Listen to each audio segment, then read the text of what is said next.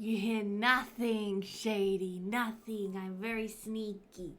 I definitely had my game up and running and ready to go before you all got here.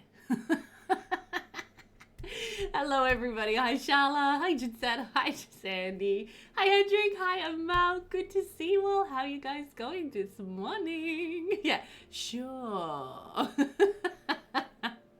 Such a noob. I was like, oh crap, I had to switch out all my folders. This is a semi-historical hood, Amalk. It's like 1930s, I think, is the era which it is based. How am I doing today? We'll see. So far, okay. My arm is really sore. But yeah, so far I'm alright. I don't know. We'll see how we go. Last time I got so I got my booster shot yesterday. I got my booster shot for COVIDs yesterday. Woohoo! Boosted.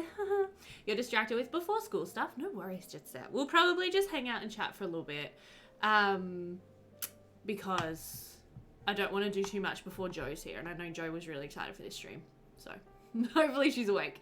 You got it last Friday, Hendrik? Yes, I got my booster shot yesterday. And my arm is like really sore. The guy who did it, oh my god, he was like this super old doctor dude. Just from like the local doctor surgery in my town, and he was not gentle. Like, I've had a number of injections in the last year or so, you know, with flu shots and COVID shots, and some of them, he was, you know, some of them are really good. Like, some of them you barely feel it when they stick you with the needle, and they're really gentle. This guy yesterday was kind of old, and he was kind of wobbly, so it was kind of like wobble, wobble, wobble, stab. Hey, Cephalopolot. So yeah, I really felt that needle go in my arm, and I was like, ow. Dr. Dunn, yeah.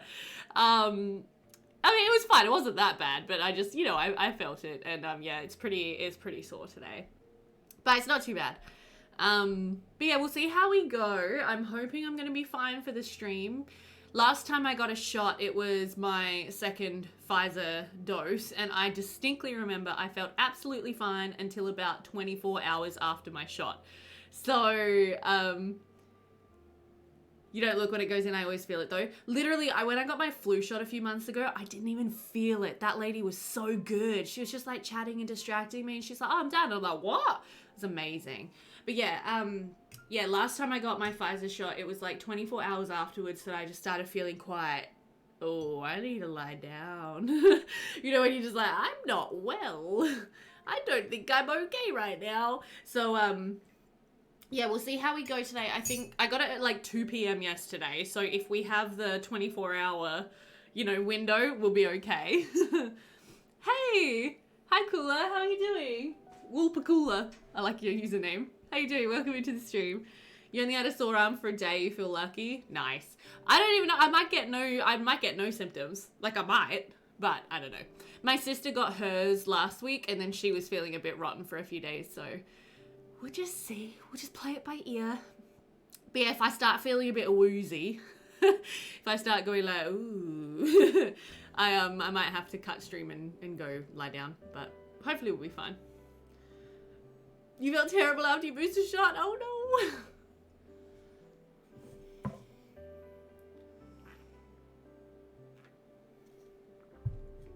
Yeah, it was the first and third dose.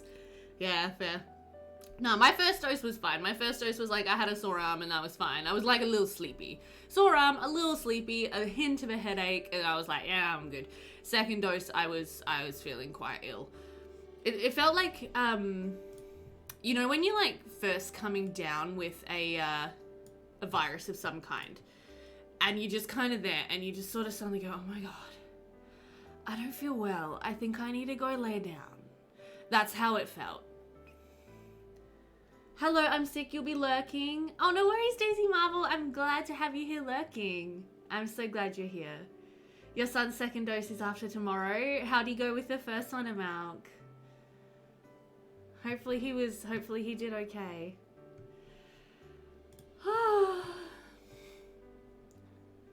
Need to send Joe a message. Be like, Joe, wake up, Joe. Joe, time to wake up. Hi, Falcon Toaster. Good to see you. How are you? Welcome into the stream. They have some new vaccines for little kids now, Hendrik.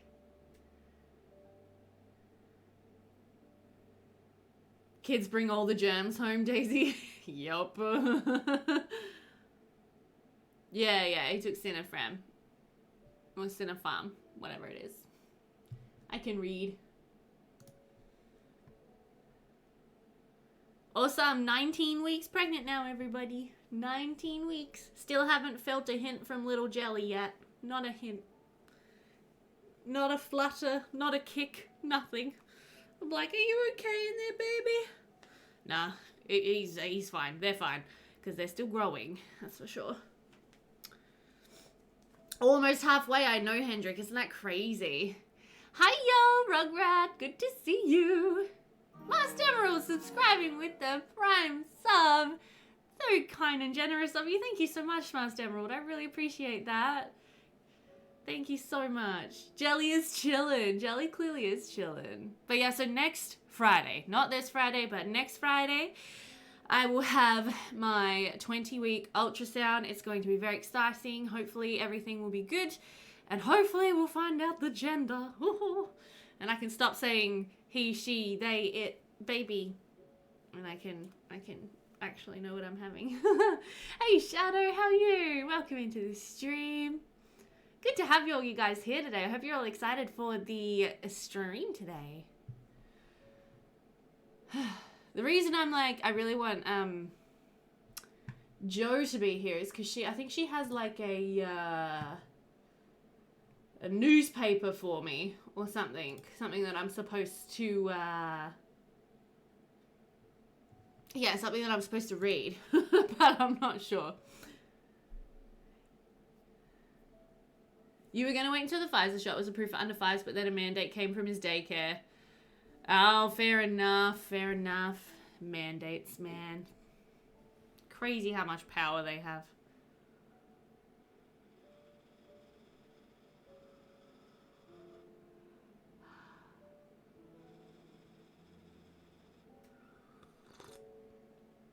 Oh my gosh, that's so nice. Also, hey, I know there's a couple of Sims 4 fans in the chat. Did you guys catch the trailer for the new wedding game pack that came out overnight for me?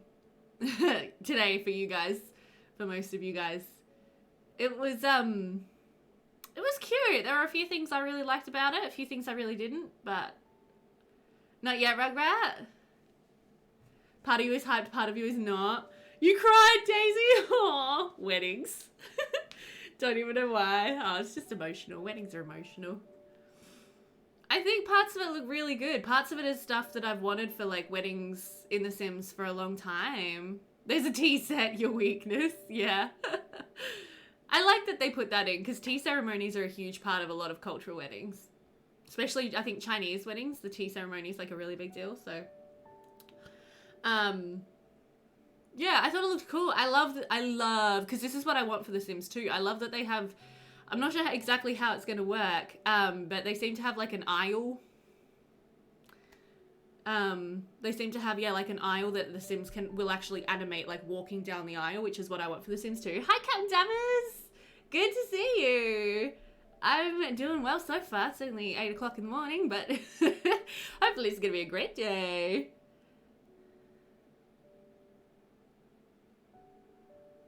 I think it looks great, although to be honest, I have no faith in EA Access at this point. It looks like a lot Beth talked about, which made me grin.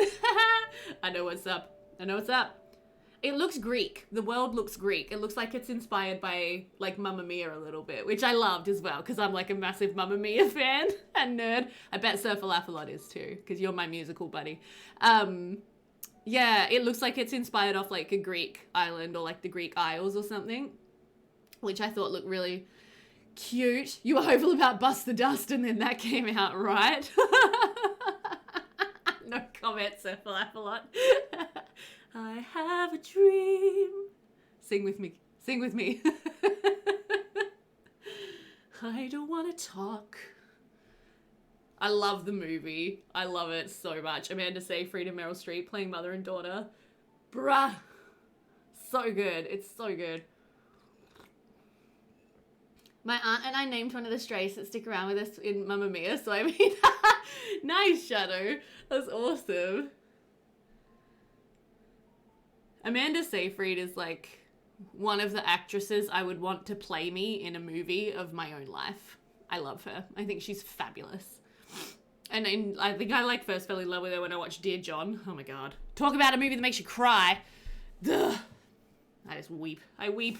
I mean, I weep really easily in films, so it's like, whatever. It would be cool if someone here has a mother named Mia to make a meme. Can you imagine?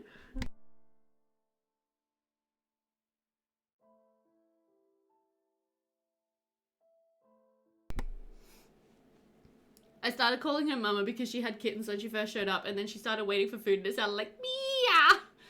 Mia! Dang cats. Alright, well, we have almost been live for about 15 minutes. I might just give it like another 10 or so minutes of just chilling. But this is the neighborhood we're going to be playing. We won't jump in too far.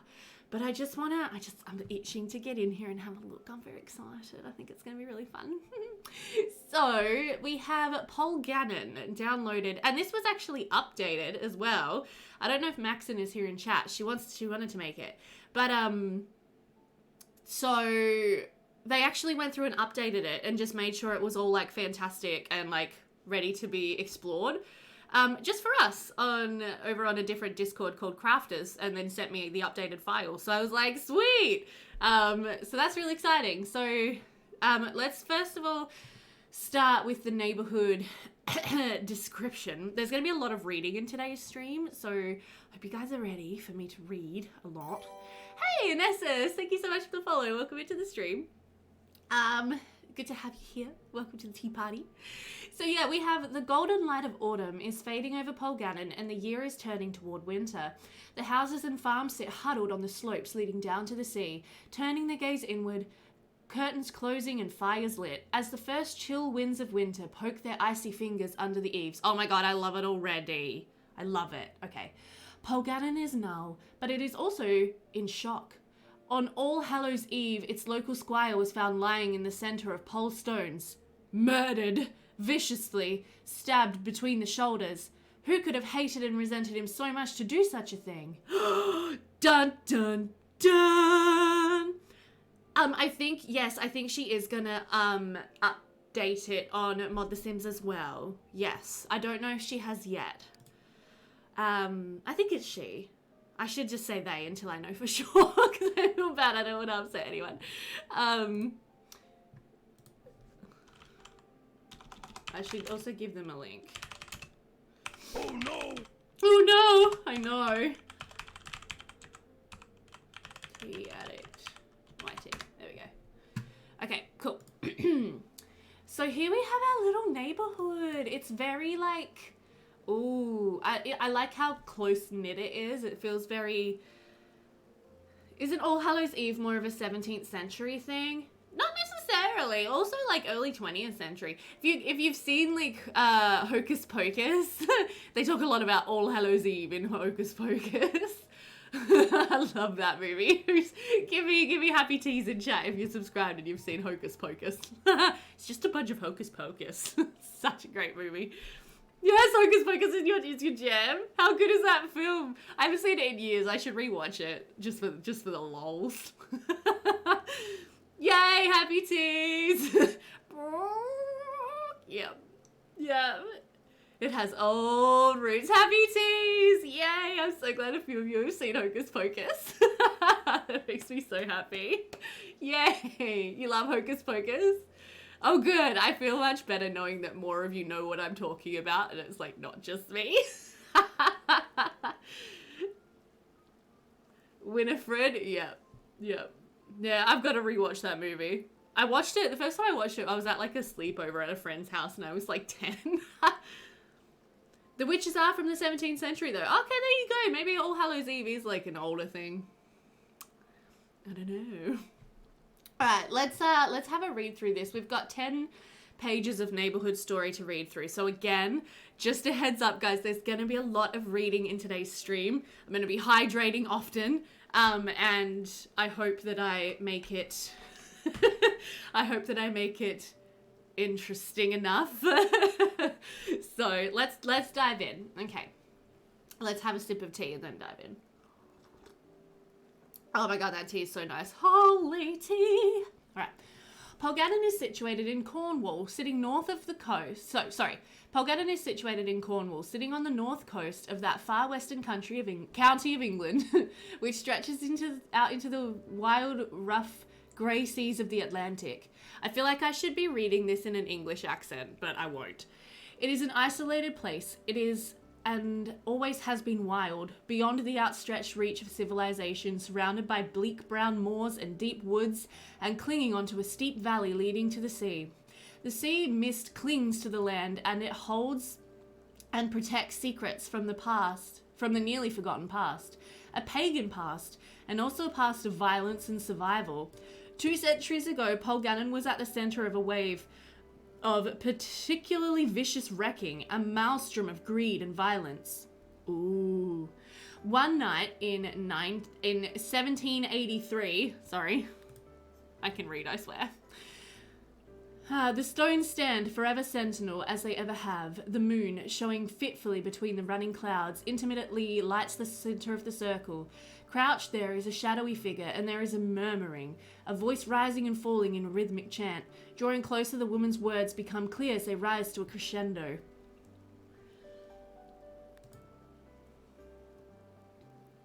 Yeah, definitely. Okay, so we have like a creepy pirate man and a lady. I call upon you, my forebears, daughter after daughter, my coven family, we who have lived in this land since time forgotten and who have kept it. Come to my aid now and avenge the evil that attacked, maimed and killed what was mine. Seek him, seize him and drag him down into suffering. Rend his flesh, crush his bones, suffocate him deep beneath the weeping waves of a pitiless sea of souls. Whoa. I curse you, Mugwan I curse you, oh my god. I curse you, Morgan Penhaligon. I curse you and your sons unto the 13th generation. Oh my goodness, sorry, it's Morgan Penhaligon. Morgan Penhaligon was that name. Thanks, Captain Davis. I try hard. Creepy pirate man and a lady, yet another Beauty and the Beast ripoff. Oh, brilliant. My sweet good Gwynnifer. My sweet good Gwynnifer will not go unavenged. Herbs and other things are thrown into the flames, burning on the makeshift altar, and the chanting seeds into an invocation. Pagan words which echo down the years. The sky cracks and the wind moans. A storm is coming. Meanwhile, at the Moonraker's Inn, Master Penhaligon Jory sighted a ship rounding the headland. With the seas as they are, they'll be looking for shelter. Good. Send word to set the signal, Uther. Uther. Oh my gosh. Who's seen Merlin? King Uther. Sorry, anyway. It's a good night for reaving. Right, lads, let's get down to the haven. There she is. A trade ship from Bristol, I warrant. It looks heavy laden. All the more for us, then. They are pirates! They're gonna attack the trade ship, I reckon. Oh my goodness. Oh my goodness me. She's seen the signal. Here she comes. In the raging storm, the men made good profits that night. They are pirates! I'm a freaking genius. Anyway, sorry. In the raging storm, the men made good profits that night. Pity the seamen who, if they made it ashore, were met with heavy clubs and a shallow grave. Morgan Penhaligon was a merciless lord and master in these parts. Greed and the love of power governed his every action. What a nasty piece of work. But as the night wore on, the storm increased, smashing heavier and heavier waves against the shore as the men worked. At last, a great wave came and swept Morgan Penhaligon away, cursed to suffocate beneath the waves of the grief-stricken seas. Today, Polgannon still perches beside the chilly Atlantic shores. The evils of the past, the passions, violence and anger, the lust for power, have been left far behind as the years have marched on. Or at least, so it seems. They need a modern mayor general to fight the pirates. So that's our introduction into Polgannon, everybody. So it was back in 1783. Morgan Penhaligon was responsible for the death of someone named Gwynnifer, and he and his offspring got cursed until the 13th generation. He and his sons cursed until the 13th generation. My goodness, that's a long curse. So, yeah. Crazy. Okay, so we have, I think, this is the whole town sort of in here. Oh, no, we have someone that lives up here on the hill. And look, it's the Penhaligons. Okay. So someone lives right up here on the hill, which is obviously the descendants of, like, the Lord Mayor General dude of 1783. So they're obviously lord over the town. There's also another spot up here. Oh, the Polgannon Golf Club. Ooh. Oh, I love a bit of golf. Anyway. Wow, look at this road. Goodness me. I feel like you were going to die. Got a huge lighthouse up here on the hill. I don't know how useful that would actually be to ships coming into shore.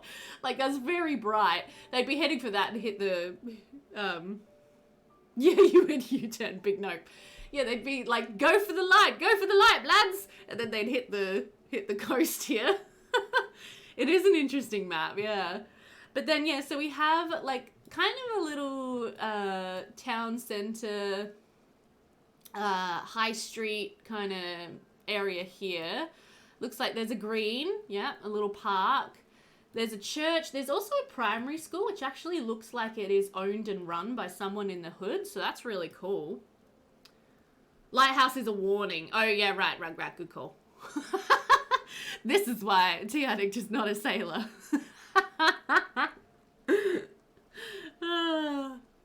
You drew a picture of a beach that looks similar as a child? Oh, cute. But yeah, so we have St. Jenny's Church, Polgannon Green. We have a house for sale. Wait until I get into the households. I can't wait. Oh, we have another Penhaligon family here as well. Okay, so they've clearly got a couple of descendants that are like living here amongst the town. So we've got one Penhaligon house there, another Penhaligon house up there. Okay. We have a family called Tremathick, Nichols, Trelawney. Aw, Trelawney. Harry Potter. And we have a couple of little stores over here that also look like they're owned by people in the town. So we have Nichols and Forbes Solicitors, Hammett's Pharmacy, the Flower Pot, little floristry shop. We have the Moonrakers Inn, which is owned by someone in the neighbourhood. The church is also owned by someone in the neighbourhood. This is really cool.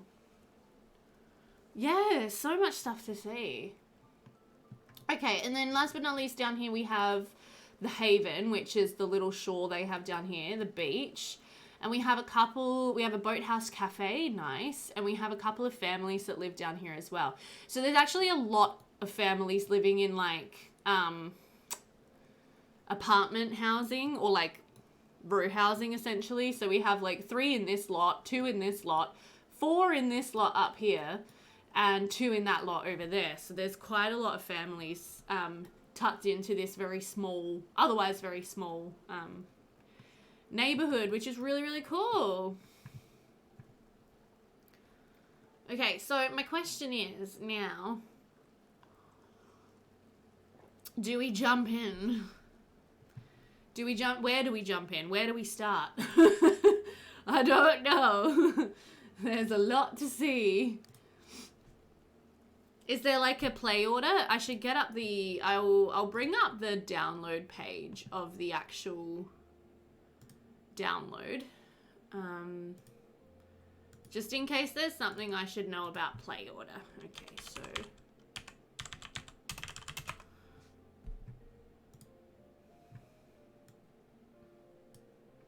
Boathouse Cafe sounds familiar to me. I might have downloaded that as a standalone lot. Maybe Joe made that one too. Maybe.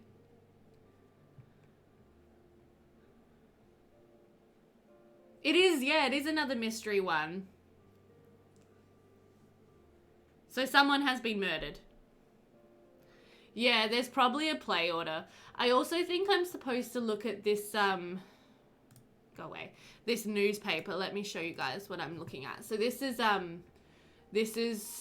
part of it is like this, this newspaper. So this is probably something else we should have a read of before we actually jump in to the hood, if you guys are keen. So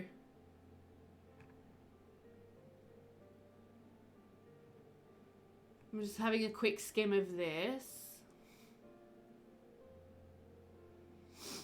Oh no, hang on, I missed something. Oh, I knew I would miss something. There's extra families that have been moved to Sim FileShare. Oh, where am I supposed to put them? Huh, okay. Embezzlement scandal. So, extra, read all about it. Lance Cumble Courier. They're not necessary for the plot. Okay, thanks, Shadow. And Argus. Okay, so we have November 1st, 1983. Price, 15p. Local news for Lanscombe, Tregannon, Carhalwyn, Polgannon, and Holdu. Circle of Doom. Grisly ritual murder of Lord Polgarth at Polstones by Gwen Jargo. Glamorous star Adele Ballantyne was last night playing a part she never auditioned for, a grieving widow. I am utterly desolate to have lost my beloved sweet husband. Something evil is stalking our dear village, Polgannon, and I'm terrified of what might happen next. The police must act, said the tragic film idol in a statement. Sleepy Polgannon was rocked yesterday by the discovery of Lord Polgarth's body found brutally murdered in the centre of the Polstones. Lord Polgarth, known as Blaise Penhaligon, was allegedly found lying inside a satanic pentagram surrounded by ritual knives, black candles, skulls, and other trappings of witchcraft. Oh, okay, Shadow, thank you. The famous stone circle has been the centre of rumours of eerie paranormal events recently, but a baffling mystery surrounds the circumstances of Lord Polgarth's death last night, the night of Halloween. Notorious local playboy cop, Detective Inspector Ruin Roscarrick of Lanscombe CID, whose success in solving last year's body in the Myshuna machine murder brought him to the courier reader's attention, is tasked with tracking down the culprit if he can. He refused to confirm he was hunting a malevolent, possibly paranormal monster, but asked for courier reader's help in tracking down the killer. If anyone saw Mr. Penhaligon on the afternoon or evening of Tuesday 31st October or has any other relevant information, I would ask them to contact me as soon as possible, he said in an appeal for witnesses. Blaise Penhaligon was a local landowner, JP, and managing director of Penhaligon and Trelawney Mines. He is thought to have left a considerable fortune. Ms. Ballantyne married Lord Polgarth only 12 short months ago and recently gave birth to their first child, Orlando. He is succeeded by estranged son, Caro. Okay. So this is obviously the wife, Adele Ballantyne. Hey KJ, welcome. This is, very, very intriguing. Of course, he's a notorious playboy cop. I know, right, Falafala? It's like, of course he is. It's like Don Lothario as a cop instead of a doctor. But yeah, I'm guessing this is Adele. This might be Adele's lawyer here being like, no photos, no photos. Or son or something, I'm not sure. Then we have the local playboy cop down here, Ruin Roscarrick. And then Blaise Penhaligon is over here. And then, okay, so we have more on page 8. Lord Polgarth obituary, page 7. Mystic Maggie's divinations, page 10. Our resident psychic probes her crystal ball for answers. Adele Ballantyne, page 14. A life in pictures. This is really well made. I'm like so impressed by this already. All right, so then we have a little snippet here, which is spooky village with a history of witchcraft. Is Polgannon cursed? There are many supernatural tales told of evil in Polgannon and a curse that hangs over the family of Penhaligon. There have been a long series of unexplained events at Polgannon centered on the Stone Circle, said local paranormal expert Henry Warligan. It is said that in the 18th century, the then Lord Polgarth raped and murdered a local girl, daughter of a witch at Halloween. Ooh. The witch is said to have cursed him and all his line, and ever since that time, members of the family have met untimely ends in mysterious circumstances, all at Halloween. In 1798, Uther Penhaligon, a notorious pirate, fell overboard from his schooner and drowned. In 1823, Ryle Penhaligon was killed in his bed in a hut in Argentina when a llama fell through the roof on top of him. Of course, they put a llama in here. Good job. Good job, team. I support this. This reminds me of the curse of the Grimaldis, but they were cursed in love. I once playing, this is like super off topic, but I was once playing through Pleasant View. This was like years ago before I started my, my YouTube series, and I had it so the Goth family was actually cursed. So like I had, Alexander get sick and die, and I was gonna have all of the male Sims of the Goth family, die somehow, and all the women just have misfortune. I thought it would be fun. Anyway. Then in 1874, Cynthia Penhaligon, annoyed about being pricked by a cactus when on a tour of Mexico, shot the plant, severing a branch which fell off and crushed him. In 1916, Blythe Penhaligon simply disappeared, having gone for a walk on the local moors. It was said he was trying to avoid being drafted into the trenches of World War I, but he was never seen again. Stonehenge always makes me think of TS3. I think there is one in Sunset Valley. I think there is, yeah. What untold secrets does the stone circle at Polgannon harbour? Are there incredible and terrifying forces at work? For more on this amazing story, turn to page 8. Last but not least, we have this. Embezzlement scandal brewing at local charity. Too poor to afford your kids' school uniform? Can't find their dinner money this week. What do? Well, you don't ask the charity kids into learning anymore because they haven't got any. Kids Into Learning was set up locally to provide funds for people who were strapped for cash to help support their kids through school. A large hole in the accounts of the local charity has been discovered, however, and a lot of people are asking, where's the money gone? I've no information about what's happened, said charity boss and local piano teacher Eva Tremathike. But I can assure the Courier readers that this issue is being taken very seriously and we are determined to get to the bottom of it and find those responsible.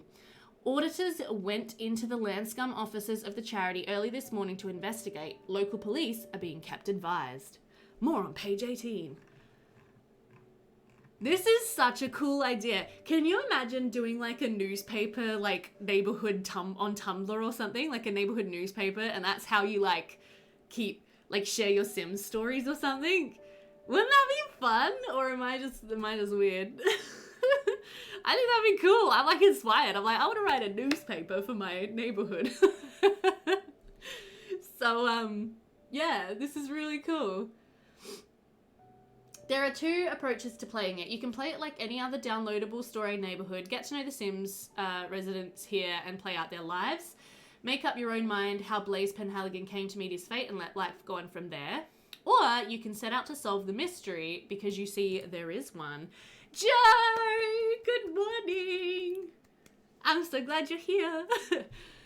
I have been reading for the last 20 minutes. Okay, so I'm guessing we want to play this as like we're solving the mystery, right? Yes. So if you decide you want to play detective, you can attempt to solve the mystery. Blaze Penhaligon has been murdered and one of the residents of Polgannon did it. That's your starting point. There is a solution. It's just not obvious what it is, and if you want to know, you'll have to work to find it. I bet someone gets it in 5 minutes. There is information and clues scattered all over the place. You will need to explore family stories and pictures, Sim memories, Sim bios, the neighborhood story, and more. I'm thinking you will probably need to take notes. See the documentation section in the comments for help here. There are motives galore for bumping off the odious Blaze and more alibis than you can shake a stick at. And there is evidence, lots of it, though sometimes this is not clear. It's up to you to work out what information you can trust and what information is a load of old Cornish pasty. The point is, though, which alibi doesn't hold up? Who was it who snuck up to Polgannon Stone Circle at Halloween and stabbed Blaze Penhaligon squarely right in between the shoulder blades? I haven't seen Maxon, no. I did put a link, and I tagged them, I think, or I, replied to their comment in Crafters. If you want to tag them as well, Joe, go ahead. Because I would really love them to be here if they can. But if they can't, that's okay. But yeah, no, I don't think so. Unless Maxon is here lurking and just hasn't said hi. Or I don't know what I don't know what their username would be. So if you want to play it this way, I would suggest starting with Detective Inspector Ruan Ross-Carrick, who is a policeman investigating the case. Okay. So we have to start with... I'm going to make a new page on my notebook.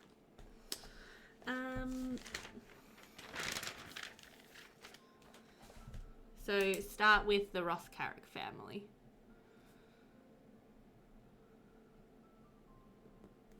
Okay, he is staying temporarily in one of the apartments called Boathouse Lets. These are normally meant to be rented out to local holiday makers. Incidentally, there is a holiday maker living in the next door apartment, Margaret James, who is so intrigued by the local mystery she has decided to investigate the crime herself. D.I. Ross-Carrick has important information in his family story. His story consists of statements from all the residents of Polgannon about where they were, what they were doing on the afternoon Blaze was murdered. And I'd suggest it's a good idea to find out what everybody said as your starting point. Okay. Margaret has also been doing some investigating locally and has been writing to her friend back in London about it in epistolary form. So her family story has some interesting stuff and useful information. Okay. You dinged her? Thanks, Joe. So we'll do Margaret second. Beyond those two, you will also find a statement by Constable Warren in the Warren family story. So then we do the Warren family. I'm just trying to find out, Joe, if there's like a specific play order that we should do. Or if it's kind of like just jump in and start exploring. Apart from these, there are also various other sources of information. In particular, there are items in the family stories that I have called gossip.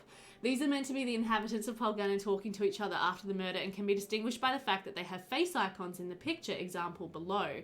The face icon on the left is the person speaking, and the face icon on the right is the person being spoken to. Okay. Gossip panels are always at the end of the family stories, while the beginning of the story will have a brief history of the family in chronological order. Okay. This is so exciting. There is some information in the family, lot descriptions about each Sim's background. Finally, in the Sims individual bios, you will find a series of thoughts rather than a personal bio. These are recent thoughts which have passed through that particular Sim's head. Does anyone betray themselves? Ooh. Okay, cool.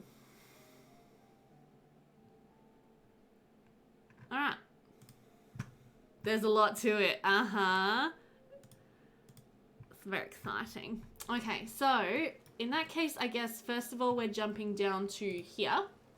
We're going to be playing with Chief Detective Inspector Ruan Ross-Carrick as our first household. This is exciting. Is everybody ready to jump in?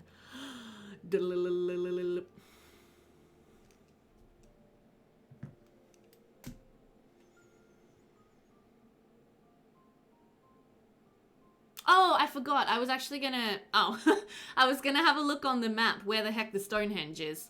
Maybe I should do that before we start playing. Because I forgot to actually look and find out where it was. Yes, it is, Daisy, yeah. 1983. I thought it was in the 30s, but no, it's the 80s. Oh, good. Oh, yeah, good. Okay, good start, everybody. Looks like we're going to be reloading.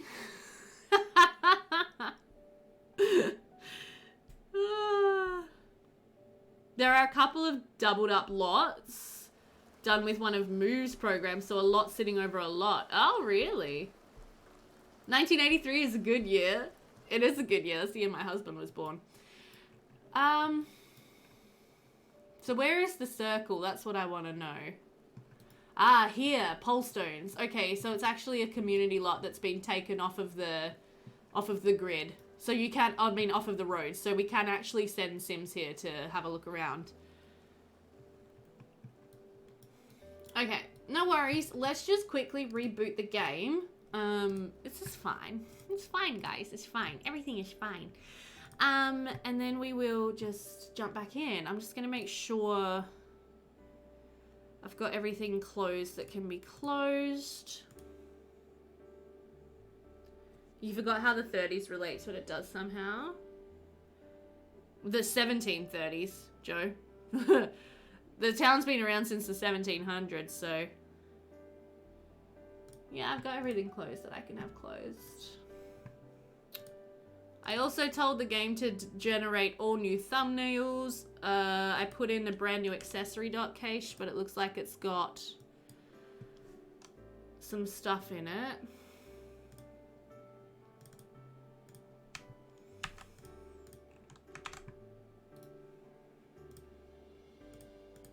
Just change that back to read only. Okay, the only downloads I have in are the stuff that came with the neighborhood, my clean UI, and a couple of mods. So that should be fine. How interesting that I got pink flashing and literally my downloads folder is 72 megabytes. That's really, really bizarre to me. Why would the game do that? Like, that is strange. Anyway, let's just try again.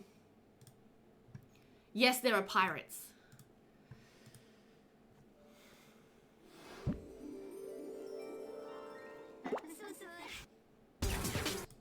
The amount of trees. There are a lot of trees. Gina is investigating pink flashing a bit more. Is she? Does she need help? Can I send her logs or anything? Ugh. I really hope someone can... Oops, not Arkelios. Someone can figure it out. I might make sure that my lot view distance is turned down quite a bit because there are a lot of trees in this neighborhood. So let's just go into my game options real quick. Yeah, no, this is already like really small.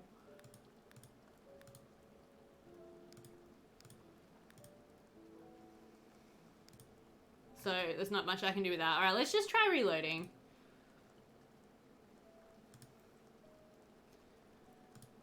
Okay, so Ross Carrick. Deforestation is your texture memory friend. Isn't that interesting though? Because it's always like, I've always associated pink flashing with the amount of downloads that I have in my game, but I'm literally playing with less than a gigabyte of downloads. You let her know about the pink? Okay, cool. Save the trees, unless they start pink flashing in the hood.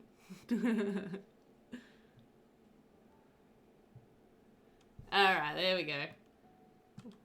We're back, we're okay. Cool bananas! Oh, this is exciting. And look, I don't even have my tree default replacements as well for the neighborhood tree, so they're all disgusting. Because usually I have all of these, like, tree textures default replaced because look at them. But I don't even have that in this save, like, in this downloads folder, so... What? Floaty trees, yep. Okay, so we actually do have, like, this is, like, 2 apartments here. So it looks like maybe we have the downstairs apartment. Okay, cool.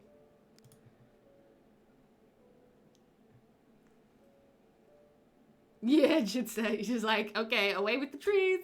I avoid putting trees in my hoods because I once saw Pleasant Sim streamer which she just mass deleted trees. Yeah, fair enough, Namer. Fair enough. Okay, let's take a look. So, this is his little apartment. So he's renting this temporarily, apparently, which is interesting. I'm not sure where he lives most of the time. Ooh, creepy witch mask on the wall. Okay. I do also, of course, still have my custom lighting. Hi, Cynical Nina. Welcome to the stream. How you doing? So we've got, wow. So this is like a holiday house is the idea. So we've got a little twin share bedroom, a double bedroom back here. We've got a big spacious nautical themed bathroom. Very cute, very cute. Little computer. I like it. I like it. Oh, no worries, Nina. That's okay. Your PC froze. I'm sorry. But thank you so much for the host. This is very kind of you. Okay, so this is our sim. This is Ruin Ross Carrick. And he actually, it looks like, has been at university educated. He graduated, so that's cool. So this is the local, like, Playboy cop dude. Again... just a heads up, my game's gonna look different, my Sims look different. I don't have my default replacements in. This is vanilla Sims 2. I'm like, oh, look at those eye textures. But anyway, so yeah, he is a pleasure sim. Okay, so he's not actually a romance sim, but he just likes a good time, I guess. Let's have a look at his personality first of all. He is a Pisces. He's very, very serious, okay? A very serious playboy pleasure sim. Stand up. Yes, ma'am. I'm on it. Hey, you guys want a bump update? Check out my... Hang on.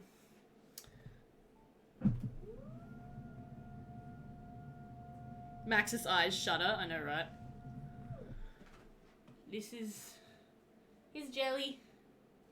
Baby's in there. I know you can't really see it very well, but... Oh, baby belly. Baby belly. I'm getting bigger and bigger. Hi! There's a baby in there. Yeah, so 19 weeks. That's the size of my bump. It's like, it's a lot bigger than I'm used to. My stomach is a lot bigger than I'm used to. Also, my rack. You guys don't need to hear that, but it's huge. Hey, Ruby, you okay? You okay? Is you good girl? You a good girl? Yeah. Good girl. Anyway, okay, so we're standing. Right. Let's take a look in his bio. So these are his recent thoughts that he's been having. So it says, what the hell is going on here? I can't see there's anyone without a motive for killing that blasted man. Better off dead if you ask me. Better off for everyone. Okay. Caroline's a sad lady and it's a shame. She's a different person when she's happy. Don't know who Caroline is, but okay, good to know. I don't think I believe a word anyone says. They're all lying one way or another. I wish that Margaret next door would butt out and stop being nosy about this business. It's dangerous for one thing, and I wouldn't want to see her hurt or damaged in any way. Or her pretty face scarred. Huh? What am I thinking? I have a duty to protect the public. Yes, that's it. A duty. It is pretty, though. Yeah, there's a puppy down there on the floor. He does look cute for 2004 Sim. I agree. Oh, really, KJ? Oh my gosh, let us educate you. There are these things called default replacements and they make your Sims look pretty. Ruby just wants to go out, guys, so I'm just going to let her out. Want to go see? Oh, Skippy. What are you doing? Hello.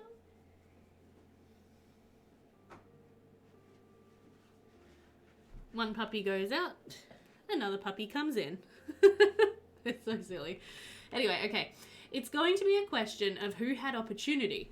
Who was it who went up there and stabbed him? It's a solid, good old-fashioned police work that will solve this mystery. I must make sure that all the evidence is collected and dealt with properly. I must check that Constable Warren is in the clear.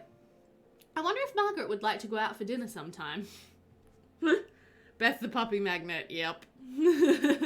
We have all this easy. We sure do. Okay, cool. All right.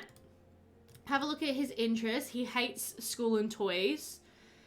He's fairly interested in basically everything else. In particular, environment, culture.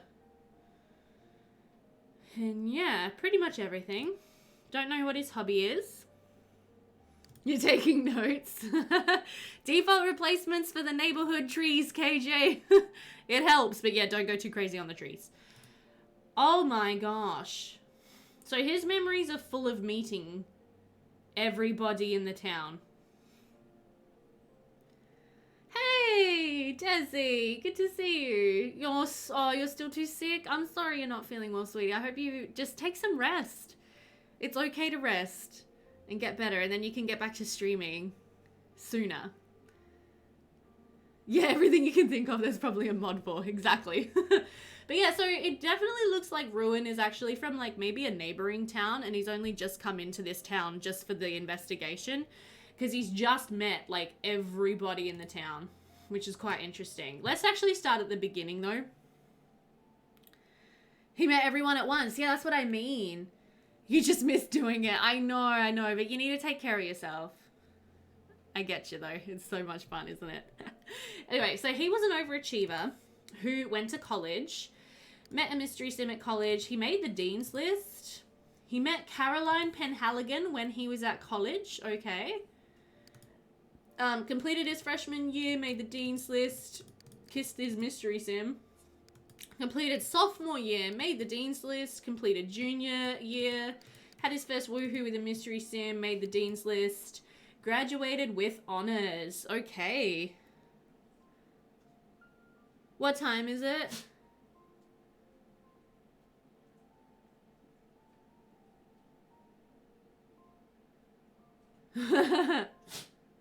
Yeah, first thing in the morning. What are you trying to work out? Wait, I think I missed something.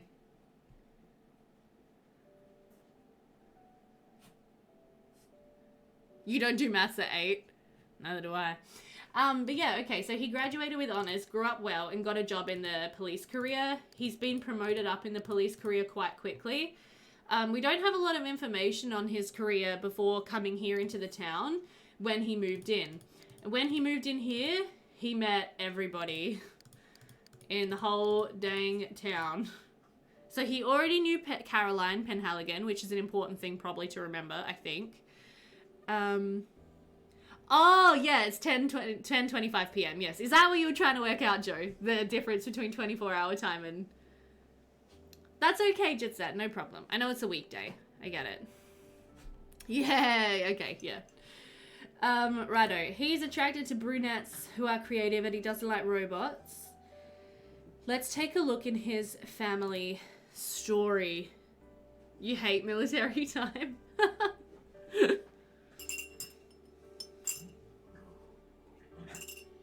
Skittles. Now the puppies are playing on the floor again. Sorry, everybody. Okay, so let's have a look. Excuse me. Mommy's trying to stream. Excuse me. Come here. Come here. Oh, you're trouble. This one is getting a haircut tomorrow because look how fluffy he is. Look how fluffy he is. Shady deserves a hammer. I can give Shady a hammer. Here he is, little Skittles, having a playtime on the floor. Hello, bub, bub, bub, bub. Hello, bub, bub, bub, bub. He's such a sweet boy. But he's a Fritz. He's a Fritz. What a happy. What a happy. He's so good. But if you're going to be Fritz, you're going to have to go out. Yeah, he gets a lot fluffier than this. Like, honestly, if I leave his hair. But because it's still summer. Yeah, you want him. Yeah, no, because it's still summer, we have to get his hair cut. So he's getting a haircut tomorrow. Anyway, okay, so case report. Initial investigation. On 31st October at 7:33 p.m, Constable Warren reported by telephone to Lanscombe Station that a body had been found by the pole stones, the ancient stone circle in Polgannon, in suspicious circumstances. He requested assistance. I arrived at Polgannon at 8:16 p.m. and got to the circle shortly thereafter. The local doctor and SOCO team were already in attendance.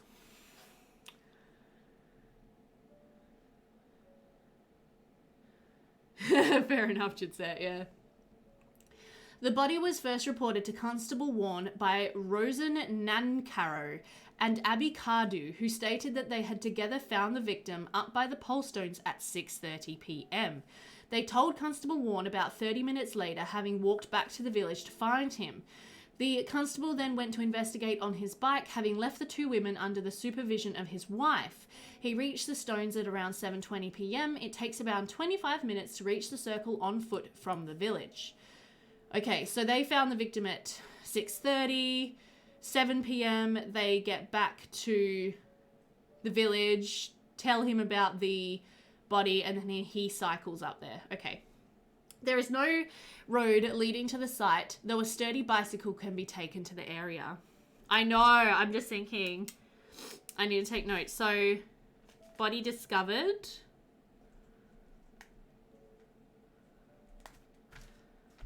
By Rosen Nancaro. What were they doing up at the pole stones? And Abby Cardew. What were they doing up at the pole stones? At 6:30 p.m. on Halloween? Suspicious. Oh gosh. Okay. Constable Warren reported that on reaching the pole stones, he found the body in the centre of the circle. He was able to identify the victim as Blaise Penhaligon, the local squire and JP.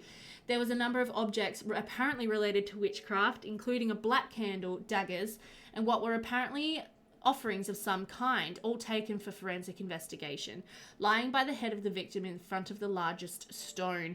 The actual murder weapon was not found. PC Warren established that the victim was dead and returned to his cottage and rang through to Lanscombe Station. He then returned to the stone circle to await my arrival, collecting Dr. Tremethick, the local GP, on the way. An attempt was made as soon as possible to establish Mr. Penhaligon's movements that day.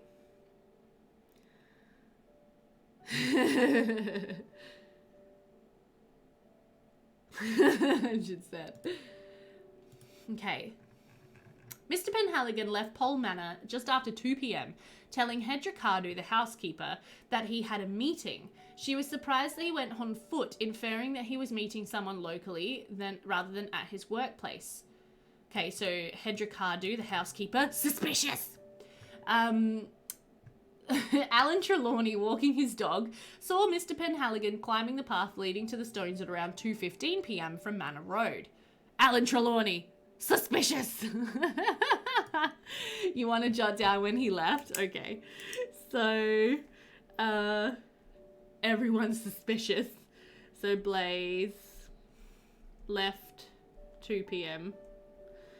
Was walking 2:15 p.m. Everybody's sus. No one saw him in Polgannon that afternoon, and it seems reasonable to assume he went straight to the circle. It takes about 15 minutes to reach the stones from the manor on foot, so he would have reached the stones at around 2:30 p.m. Okay.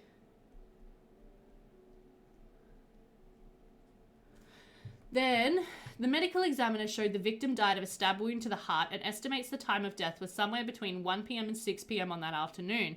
Last seen at 2:15 p.m, Mr. Penhaligon must have been killed between then and 6 p.m. in the evening, probably earlier rather than later, but the examiner cannot be absolutely certain. Why not?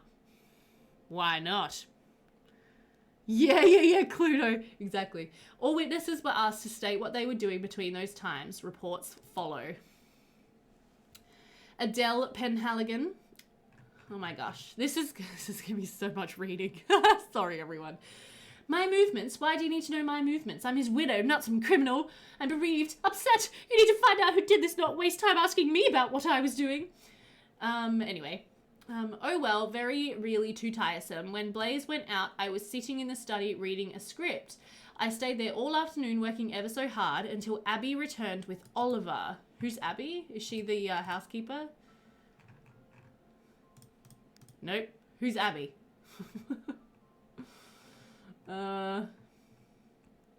Until Abby returned with Oliver. Then I went into the drawing room. The table was set for tea. Hedra must have done that before she left. Ooh, what time did she leave? Well, I don't know, about 4:30 p.m, I suppose. Perhaps just before. Yes, I was quite alone before that. Shortly after, Hedra served tea, and Verity came in later. So suspicious! Yep.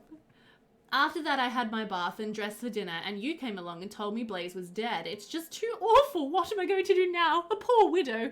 You know, Hedra, I might wear the little black lace dress. So pretty, and the colour will emphasise the delicacy of my complexion and bring out my inner sadness without making me look ravaged. I love this lady.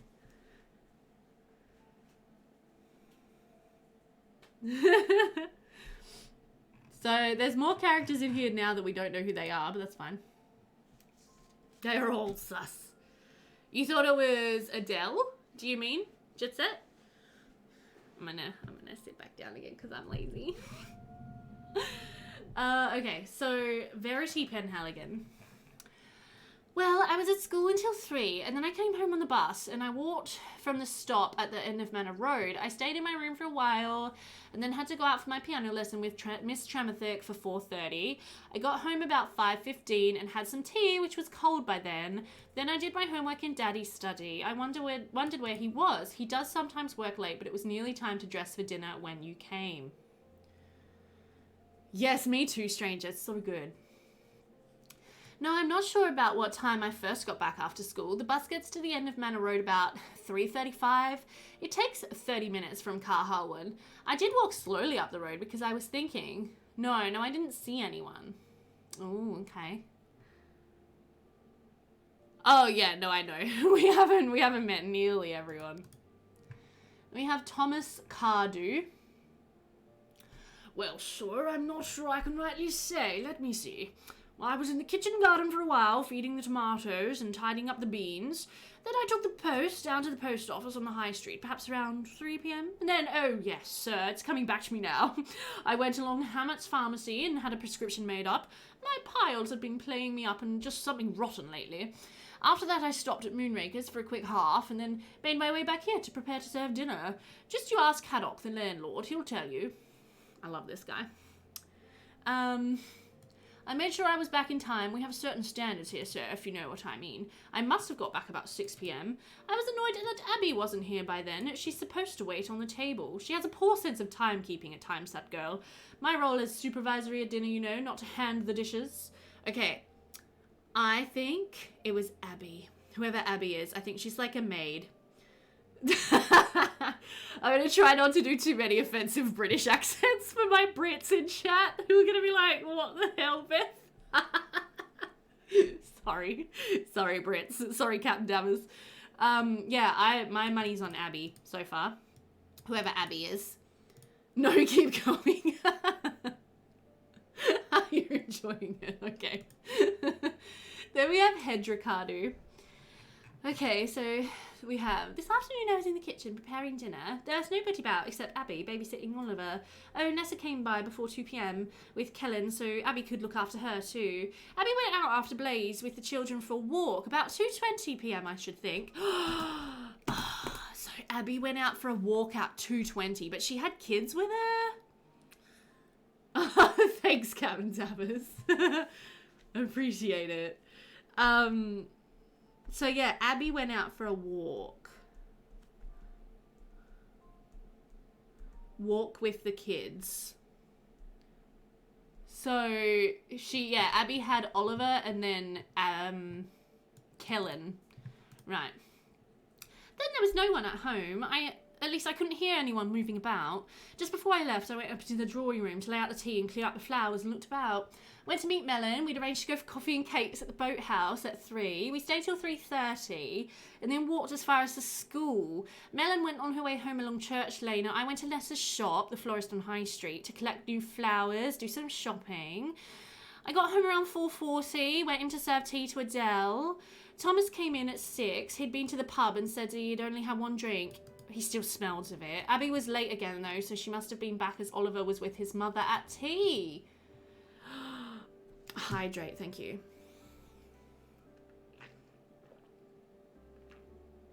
Show the tea, stranger. This is my my brain has too many tabs open mug. Sorry, it's reversed because I have a thanks, Joe. I watch a lot of British movies and TV. But yeah, this is my tea. And this is green tea with chai. It's really nice. Should try and do voice acting. My husband tells me that too. Okay. Abby, here's Abby. She's sus. I think Abby is sus. Okay. Why are you asking me? I didn't do nothing. I love it. I love it. I looked after Oliver most of the afternoon. I don't see why Adele can't just look after her own kids. He'd be much happier with his mum, but I ended up doing it anyway. Nessa came up just about before 2 p.m. and dropped Kellen off. Thanks. Chai. Hey, Rose. There's a spreadsheet, evidence, and motive tracker linked on the bottom of the Polgannon download page. Oh, thank you. thank you. No, I didn't realize. Hey, Jolly, good to see you. Hendrik wants to keep going with the accents. Okay. All right. Where was I up to? Nessa came by about 2 p.m. and dropped Kellen off. I looked after her in the afternoon to help. It's a bit of extra money, you know. Kellen's a nice little girl, not spoilt like Oliver. I took the kids out for a walk about 1:30. We went along the lane for a while and then down to the village. I met that funny old Mr. Trelawney on Lanscombe Road and we went to the Green together. Then I went on to school and met Tamara and Tegan coming out. That would be about 3:15. They wanted to go and look at the toy shop. Then we went back to the Green. I watched them play and talked to the vicar's wife. She's nice to your face, and all the rest looked down on me. Then Nessa came and took Kellen. She shut her shop at 4. I took Oliver back to the manor. Dale was finally home by then and I handed him over. There you go. Please keep this up. How many different British accents could I pull out of my accent hat in one stream? But no, that looks really good. Thank you, Rose. I will just grab... So it's at the bottom of the download page.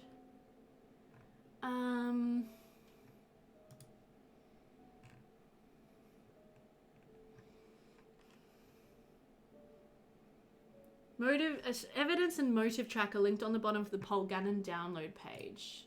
Okay, let me see if I can find what you're talking about.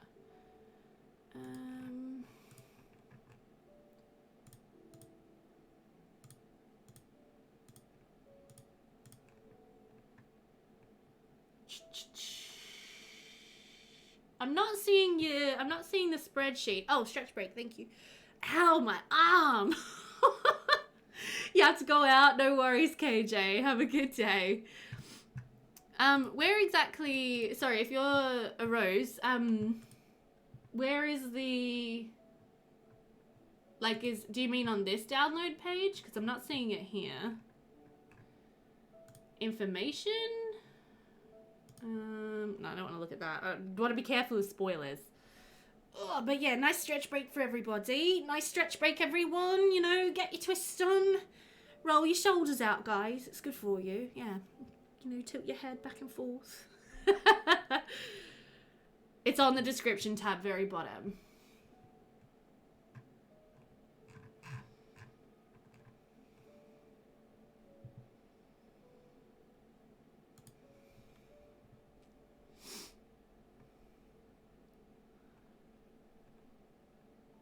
Aha, is it this?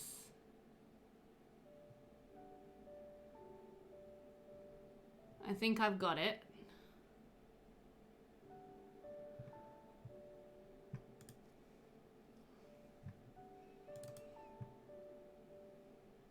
Aha, okay, cool, right. Oh my gosh, look at this. This is intense. Thank you. This is so cool. So we have locations and where they said they were, from statements to ruin, what evidence supports or not their statement and where that is found. And there is a column to make notes about possible motives. Oh, I like this. I mean, I think it should be an actual spreadsheet rather than a Microsoft Word document. Pardon me. Excuse my burp. But this is still really cool. Okay. Cool bananas. So now I feel like I should go back and enter into all of the, all the details, but for now we'll just keep going. Okay, so that was Abby. Oh, still Abby. Oh, Abby was one of the ones who discovered the body. Oh, she's so sus. She did it, and then she was like, oh no, a dead body! Quick, to the police! Anyway, I didn't do anything then. I just went for a walk. I needed to think. I met Rosen. I wanted to talk to her about something she's making for me. It's nothing special, just a sort of charm. Some say she's a witch, and maybe she is. Someone's been going around casting curses, and that's a fact. There's been a lot of bad luck for folks recently. Not Rosen, though. She just tries to help. When we got to the stones, we found him. Someone laid a trap for him, all right, good and proper. Rosen was broken up. She loved him, you know. His family are cursed. Serves him right. Ooh. She did it. She did it. My money's on Abby. Alright. Next we have Caro Penhaligon, Who are you?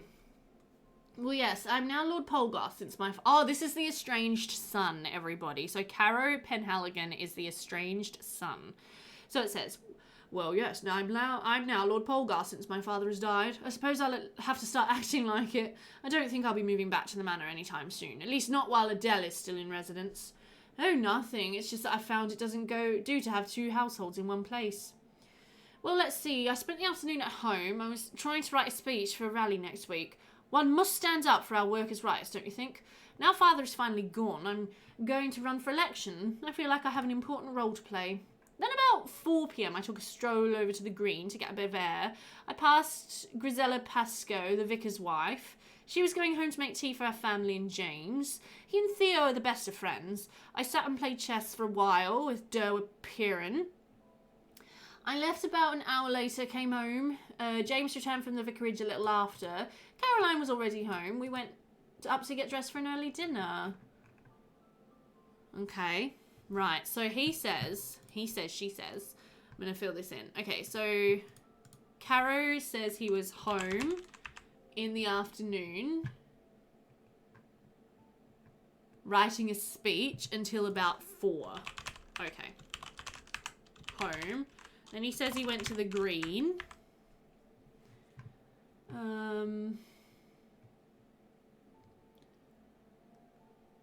I left about an hour later, came home. Okay, so he was at the green, and then he came home around 5 to get dressed for dinner.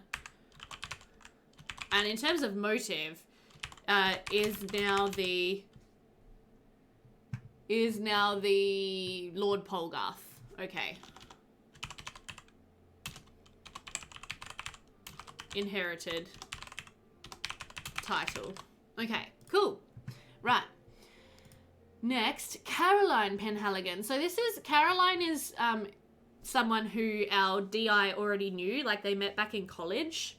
And I think it said that she is like a different person when she's happy, but right now she's unhappy. I think I remember reading that. So we've got Caroline here. So very boring, actually. Went shopping after lunch, I think. Yes, pharmacy and hairdressers to check my appointment. Had some coffee at the Ginger Cat. And spent some time chatting on the green. Just on 4 p.m. thought, gosh, must get home and get started. No, must get home and started, but stopped at the church to check about the Christmas fair. Okay, so no worries, Desi. Go rest. Go rest. Must get home and started, but stopped at the church to check about the Christmas fair. Agreed jobs in committee last week, but I'd forgotten. Bit of a duffer in that department. Spoke to Cedric Chesney, wasn't too much help. Not practical man. Always taken up with ideas about right and wrong. Walked with him through the vicarage garden. Pastor doesn't mind. Good man, Len. Was here when James got back about 5:30. Caro came in before that. We went up to bathe and change. Eat earlier than usual. James's evenings need to be free so he can get on with his schoolwork. Education's important. Well, no one saw me after I parted from Cedric. I phoned my sister, Lady Connaught. Suppose you could ask her if that's really necessary. No servants in the house, just a maid that comes in. Okay, so she was about town, we'll say, after lunch. So yeah, pharmacy, hairdressers. I'll write that in brackets.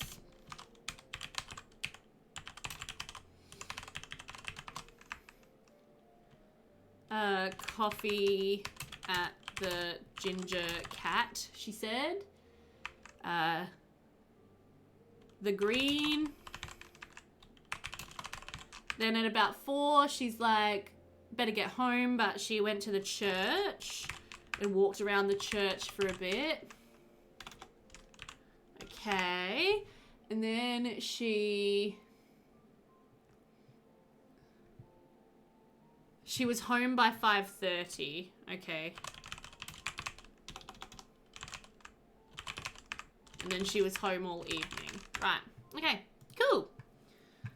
This is a useful spreadsheet. I like it. Next we have... How many characters are there, by the way? How much reading am I doing right now? Next we have Leonard Pascoe. So, terrible news. Simply terrible. Mr. Penhaligon did so much for the church and community. He was such a staunch defender of our local customs. A great loss, a great loss. So I think this guy's the minister, I think.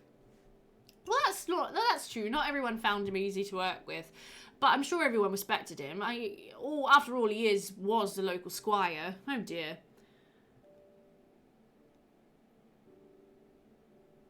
You can't type, Joe. This afternoon, I was in my study writing my sermon for Sunday. James 4:8. Come near to God and he will come near to you. Stimulating thought. I saw no one. No, wait a minute. Cordelia Cunro came over about 3 o'clock. She came to talk about exhibiting her pots at the Christmas fair. Have you seen her pots? Really very creative. And she has offered to give a cut of any sale. She stayed about half hour. You have lotion on your hands. It's okay, Joe. Wait until your lotion dries. Then Cedric came and talked to me before Grisella came home about 4:30 and called the boys in. They're always ravenous after school.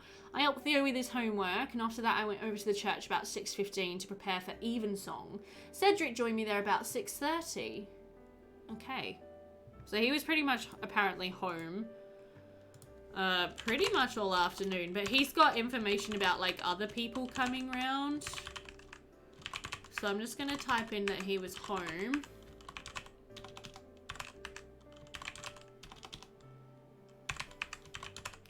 But he says that Cordelia Cunro came over about 3.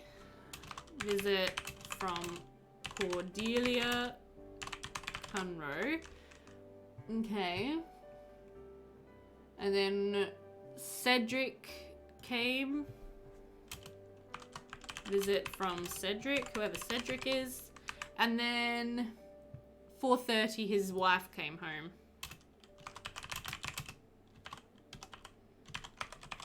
Okay. Right. Next. Griselda Pasco. So this is the minister's wife, I believe. Okay. Oh, stunningly domestic, I'm afraid. Not the least bit homicidal. I went to the pharmacy to buy some cough medicine from Arthur and then stopped at the baker's. After that, I went along to the green, played chess with Carolyn. Neither of us is much good at it, but we liked playing chat, you know. Alan stopped to talk briefly, coming home with Nettie after their regular afternoon walk. Now let's see. Home to get tea ready for the boys. I managed to get some nice cakes from the baker's. I called them in about 4:45. Cedric joined us. I wonder what he was bothering Len with. Worrying about other people's sins, I should think. That's what he usually does. I think that's a bit pointless, don't you? We ate tea and chatted. The boys entertained us with their tales of ghosts, though Cedric disapproves. Then that was till just after 5:30 when Cedric went off and Len helped Theo with his homework.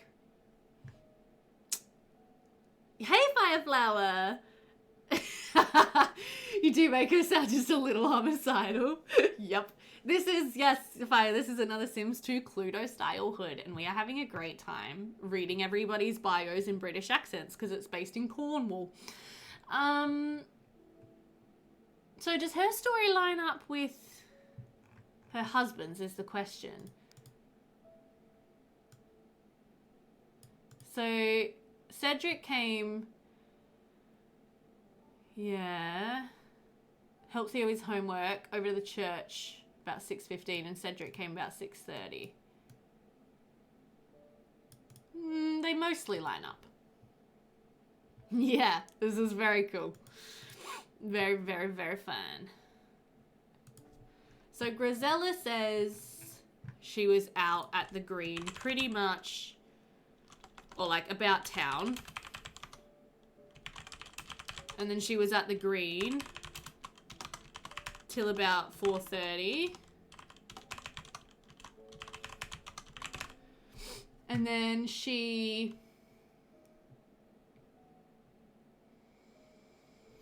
Yeah, she was pretty much just home. She didn't give a lot of, like, detailed information about her movements, but that's okay. Okay. Right, now we have James and Theo. So these are their kids, I believe. Oh, James is a Penhaligon, actually. But Theo is Grisella and Len's kid. Okay. Are you really investigating, officer? What's your rank? Don't you know who killed Grandad yet? Nobody really liked him, you know, but he was always nice to us, wasn't he, Theo? Oh, he'll want our alibi. Well, that's okay. We were together all afternoon and can vouch for each other. We didn't kill him. We were at school till 3:15. You can ask Miss Tremaine and Miss Nichols. She waved at us as we left school. Then we went to my dad's church. My dad's the vicar. Did you know that? It's very interesting because we think there's a ghost in Penelligan Crypt and we were investigating. James thinks it might be his mother, but I think it's Morgan Penelligan. He was a pirate and drowned in Halloween in 1783. There's a plaque in the church, but his body was never found. Here's James's great-great-great-great-grandfather 7 times. I say, at Halloween, James, do you think that's a coincidence? Cute kids. I like them. So they were just hanging out all afternoon pretty much at the church and trying to catch ghosts. Okay, then we have... There was something in the main crypt. I heard them talking. Yes, but that means there was at least 2 of them. They could have been ghosts. Maybe some of Morgan's shipmates. So these 2 kids reckon they heard talking from inside the crypt. Okay. Hang on a second. Yeah, it's fine. Really? We need to go in there and have a look and take some measurements. Can you get the key? We could do it tomorrow.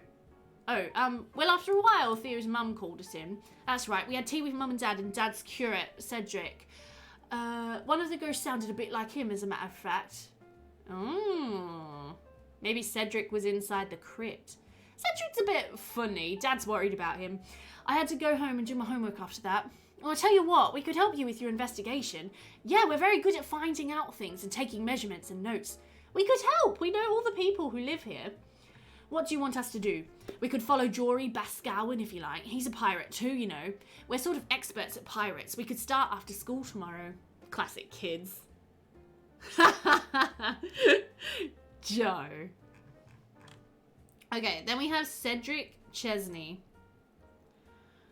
Okay, this guy I think is a bit pompous. Cedric strikes me as pompous. So, but I'm a man of the cloth. Surely I'm above suspicion. Well, really. All right. I spent the afternoon in prayer and contemplation. At home, of course. It's hardly the sort of thing you do in public. Then I went to the church about 4 p.m. to inspect some vandalism to the front. Don't know. Vandalism is outrageous. Probably that disrespectful young man, Arthur Hammett's son. He's practically a lout these days.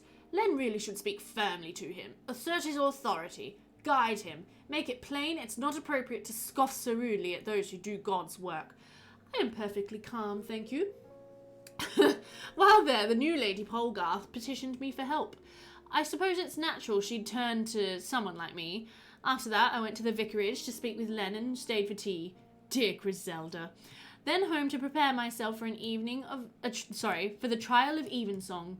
I joined the Reverend at the church again at about 6:30. As I said, I was at home and no one called. No one saw me. What are you implying? Nothing more suspicious than prayer and contemplation. Exactly. Okay, then we have Carenza Tremaine. I don't know who this is. Also, I hope my accent's not getting tiresome, everybody. I can stop if you want. I have the RPC. My lot imposters are set to optimized. And in terms of shaders, I do have her ocean reflections turned on, and I have a lighting mod.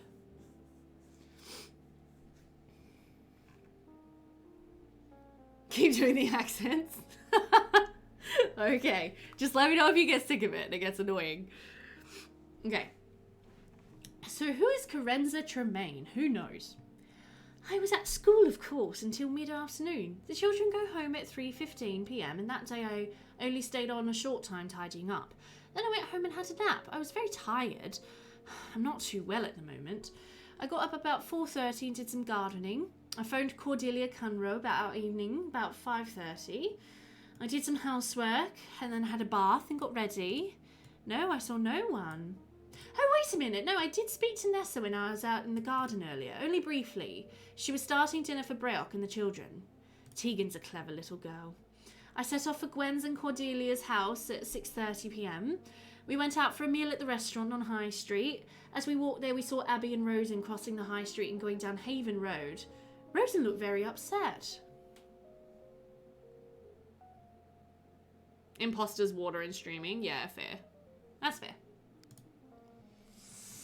Okay, so now we have Rosen Nancaro. So Rosen is like a witch in the town, apparently, and was one of the people who discovered the body and was very upset by it because she was apparently in love with him. Yeah. Okay. So Rosen Nancaro. I were home at 2 o'clock making a little something for Cheston Closet to help with her husband straying. He ain't got no cause to go chasing after other women. Then I went out to collect some herbs and supplies. I went through to village to my usual spots getting what I needed. Where? What do you want to know for? Gah.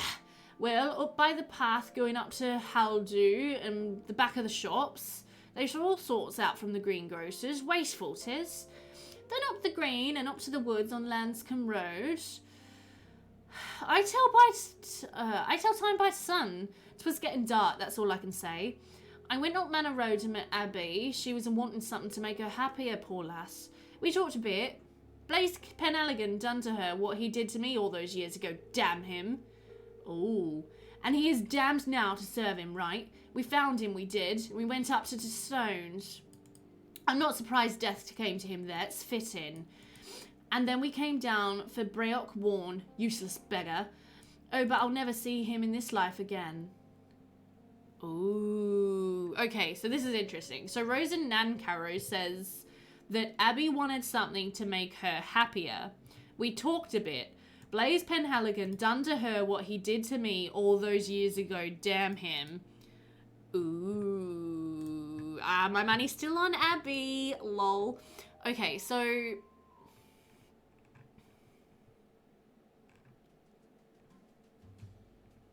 Where the heck is Rosen Nancaro in here? There she is. Sorry, I'm just finding her in my little spreadsheet here. So she was out and about collecting herbs and supplies.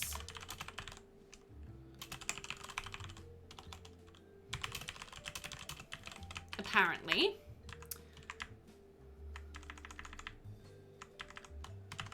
And then she met with Abby. And then they found the body. Okay. But it's funny because someone else in the neighborhood said that, like Abby, I think, said that Rosen was really upset by Blaise's death, but she, according to Rosen herself, she was really happy about it. Like, she's like, serves him right. Death to that bastard, you know? So, that's interesting. That their stories don't quite match up. Still think it was Abby. And maybe Rosen was involved. Okay. Seth Nancaro. Oh my god, okay. You guys can't really see the way these are written. Thanks, Shady. Let me just zoom in on this a bit for you so you can actually see how this is written. Because it's quite, it's quite funny. I don't know how to read this one. So it literally says, I had naught to do with it. Is that Cockney? I don't know. I had naught to do with it. You can't pin this one on me, although I bet Brioc would like to try it. I had naught to do with it. See, it's just inviting me to read this in this ridiculous accent. I was up on the green chatting with folks most of the afternoon. You can ask the vicar's wife. She was there a good while. Then I was off to Mother's place around 4, but I saw Jory Bascowan on the jetty seeing to his boat. I asked him if he fancied a drink and helped him pack up the boat and made it safe. Then we went to Moonrakers. We were there about 5:30. Later we took some beers off Caddock and went onto Jory's place. I said I'd fix his gutter, since he's getting on a bit and can't manage a ladder so easy now. He caught some fish and he cooked them for us for dinner by way of payment. What do you mean, did anyone see me? I told you I had naught to do with it. Huh. I passed the cook from the manor and your precious policeman's wife on High Street going down. Ask him. And then me and Jory went up with Thomas Cardew in the pub. The landlord was there as well, of course. Caddick Morgan. The accent makes it come alive. Thanks, guys. The landlord was there as well, of course. Caddick Morgan. If you ask him and all. It's actually written in this way that I should, like, read it. Oh, yeah, no, I'm never going to remember who had what accent. Never going to remember. Alright, so Seth, let's just fill in his. So I'm just going to fill in some stuff here, so...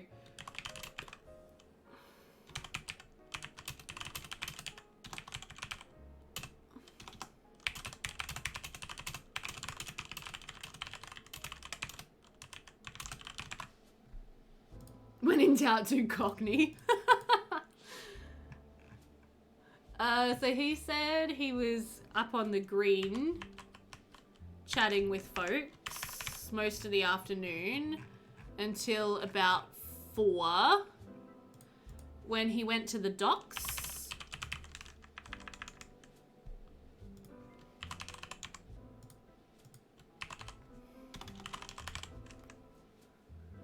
Yeah, sorry. I should have zoomed it in earlier, Sandy. That would have been really smart. Fancy queen impression if appropriate. That was a little bit what I did for, what was her name? The Adele, the widow. So then he went to the pub, pretty much, for the afternoon. We were there about 5:30. That's right. Isn't it? Yeah. The tragic widow. Oh my goodness me. So he was at the docks for a while. Then he was at the pub for a while. And then he said he went to Jory's place. Whoever Jory is. Good opportunity for a new little black dress. Exactly.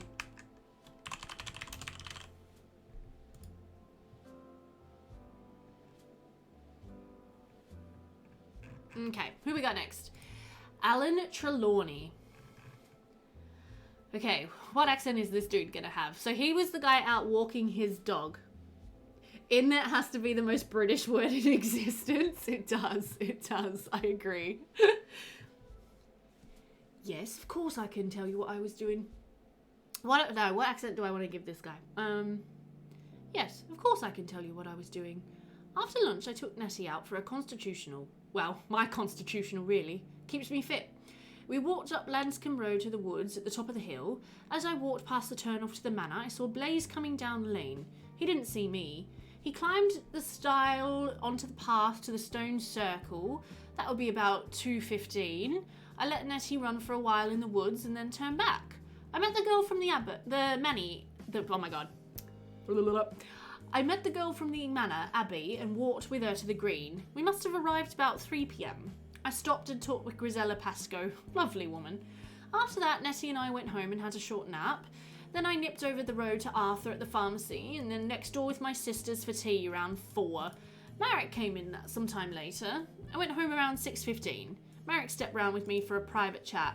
He left 10 minutes later. I then had dinner at home and spent the evening listening to the radio.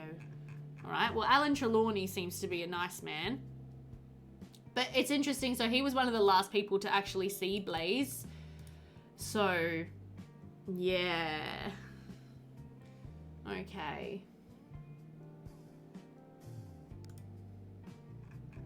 Then, what is my thing playing?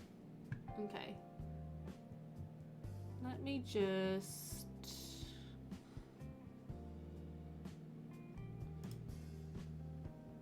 make sure I'm not playing any copyrighted music. Alright, here we go.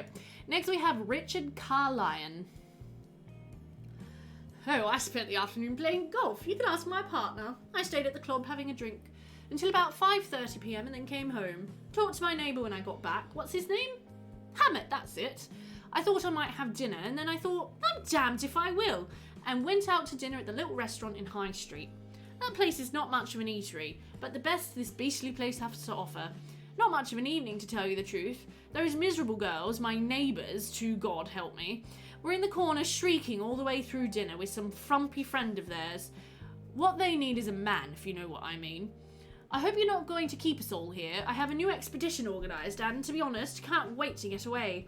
I just need to sew up the funding. Sadly, I was hoping Mr. Penelligan was going to stump up some cash, but I suppose that's all gone to the dogs now. Perhaps I can persuade Adele. She's a generous woman. Oh, I hate him already. They need a man, if you know what I mean. Arsehole. Richard Carlyle. It's like Carlyle. Richard Carlyle is what it reminds me of. Boo! We don't like this guy. Okay, now we have Jory Bascowan.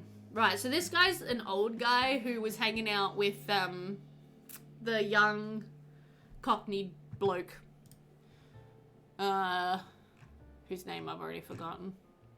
Seth. Yeah, so this is Jory Bascowan. I were working on me boat. She developed a leak, see? Took a while. I were working all afternoon at the haven. What do you mean I wasn't there? Ha, that constable of yourn don't know nothing. He'd mistake a haddock for a place, he would. Well, I did take her out for a bit to check the repair was holding, didn't I? Must have been then when he came nosing round. Makes sense, at least for them as they can see it. Then I did a spot of fishing for me tea, like. Caught a nice pair of dab, I did. Later on, Seth came by and helped me pack up the boat, and he went up to the pub for a quick one.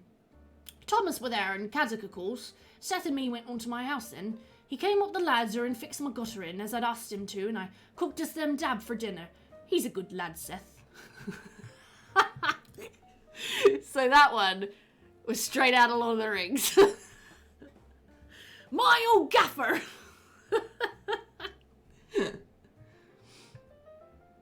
What do you mean I wasn't there? That constable of yours don't know nothing. It fits the text. It does, it does. Samwise Gamgee and his old gaffer. Straight up. I ain't been dropping no eve, sir. Nothing of importance. That is, I heard a good deal about a great lord and something about the end of the world, but please, Miss Scandal, so don't hurt me. Don't turn me into anything unnatural. Okay. Oh, too much fun. So now we have Caddick Morgan. So, this afternoon, well, I was here, wasn't I? This pub don't run itself as and the landlord's place is behind the bar. Well, actually, now you say it, I did go out. I went to see Mr. Nichols, the solicitor, about a contract for my lease here as needs amending. That was 2 o'clock. I had to hurry back because I was expecting a delivery from the brewery at 2:45 p.m. Kia Piran was here minding the bar while I was out. He's my main barman. Then I was here for the afternoon and evening. I've gone Irish now. Why have we gone? Anyway. Then I was here for the afternoon and evening. Thomas Cardew came in for a beer about 4:30. He was lucky. Hedra had passed and looked in a few minutes earlier. She don't like him coming in here, but he missed her. Barkeep could be Irish. Jory Bascowan and Seth Nancarrow came in too. 5:30 p.m. perhaps. They left about 6:30 p.m. Jory said something about fish and guttering. I never really understood what he's on about. Thomas? Oh, I had no idea. He went before Seth and Jory left. It was a quiet night. Till your lot showed up anyway. Pub Irish. Yep. So he was pretty much just at the pub all afternoon. Okay. Right. Because we all know adding an Irish accent to a Sims vid makes it 2000% more chaotic. Yep. So this is Melon Morgan. Okay. Well, sir, I went shopping to the baker's and then stopped into Ness's place for a chat. Then I went to the Boathouse Cafe to meet Hedra at 3 p.m. We had tea and cake. I want some tea and cake. and watched Jory's boat coming into the haven. We walked up the school and said goodbye at the Nichols house. We could see Sanara's great backside sticking out of a flower bed as usual. Mind you, she has a lovely garden and always wins first prize at the annual show. I don't think she saw us. Once she gets going, she's lost to the world. That garden means everything to her. That and her son, not that he's much to be proud of. I went along Church Lane. I got home around 3:45 and at 4 I went out to tell Tamara, who was playing on the green, to go out for piano lessons. She was back just after 4:30 and I sent her out again to the pharmacy to pick up some indigestion tablets for Caddock I'd forgotten earlier. Penelope came in later and cooked dinner. I didn't go out again until I went over to the pub to see if they needed help at the bar. Scones!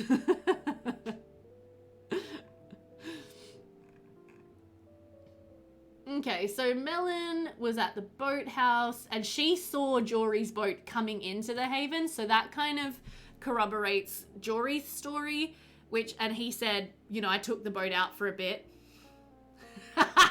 Just shouting my order there. Very nice, Shady. Scones with jam and cream would also be very nice right now. I think I'm gonna have some something cakey today as my pregnancy craving of the day. But yeah, so that backs up Jory's story, saying that he took the boat out for a bit. You hear Penelope, you think Kristen's cat? Yeah. Yep. And then she was sort of just home. Okay. Then we have Penny Morgan. This is Penelope. I was at school today and then went to a training session over at the regiment training grounds in Carharwen. My staff sergeant came and confirmed that. We finished at 5 p.m. I came home then on the bus. Got back about 5:35. We had a cup of tea and then I did my homework. And Mum heard Tamara before she sent her up for her bath. Tamara goes to bed at 8 p.m. and Mum went over to the pub then to help out Dad. I watched telly and then went up to bed later. Alright, so Poppy Morgan is pretty chill.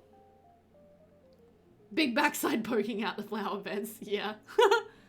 But yeah, Poppy seems like she's pretty chill. She just was out for most of the day. Seems being the key word.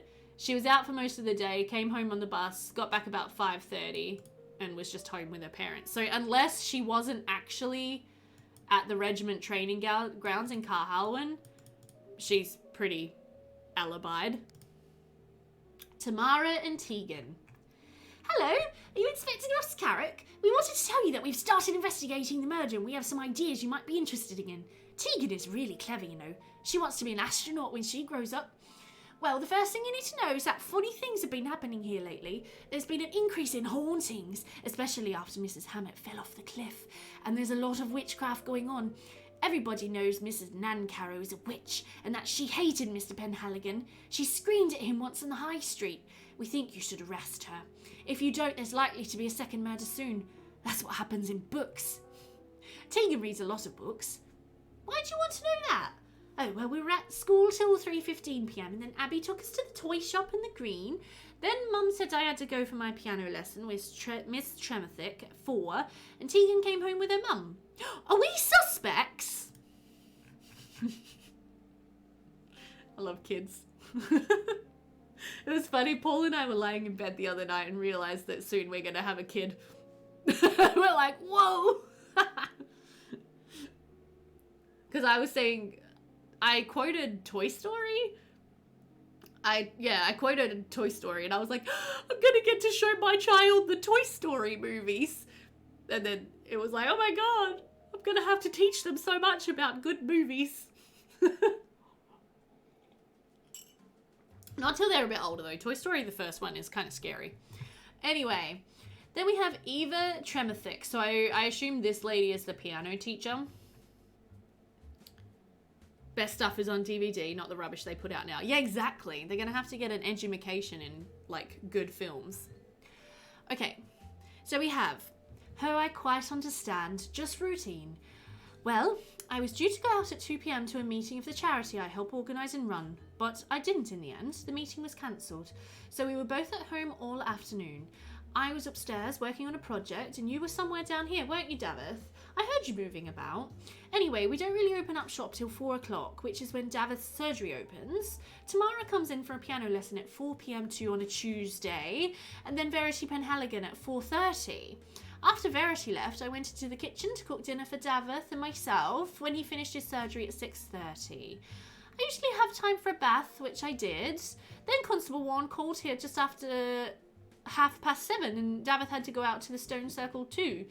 Well, confirmed that Blaise Penhaligon was in fact dead. Horrible. My parenting priorities. The Barbie movie schedule, daughter? Aww. I have my priorities well in order, I think. Okay, so then we have David Tremathick.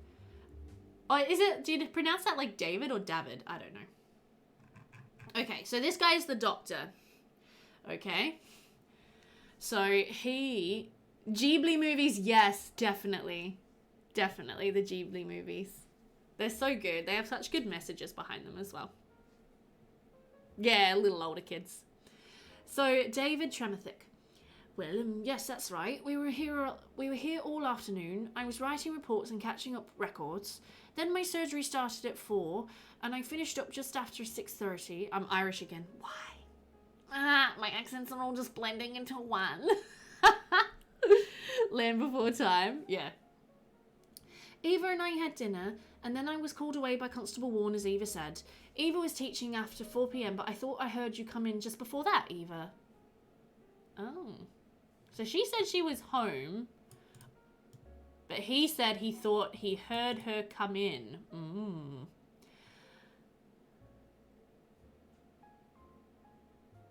Oh yes, you're quite right, Davith. I forgot. I went to the shops about 3 o'clock to get some onions and mushrooms. I had a lovely coffee at the Ginger Cat and a cream cake as a treat.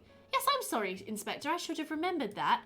Ooh, suspicious. So she forgot part of her alibi until her husband mentioned that he heard her come in. And then she's like, oh, I was at the Ginger Cat for whatever. And someone else was also at the Ginger Cat around that time. So I wonder if the other person who was at the Ginger Cat can confirm. Oh, they were there a bit earlier though. Oh, okay. Interesting. He's Welsh. Oh, I don't know a Welsh accent, sorry. That one's a little beyond me. I don't know how to do Welsh. If I heard it, I could do it. I'm like an accent chameleon a little bit like that. Like if I hear one, I'll usually be able to start mimicking it. But not off the top of my head. So now we have... Are we almost through these character descriptions, by the way? My goodness. Welsh is tough.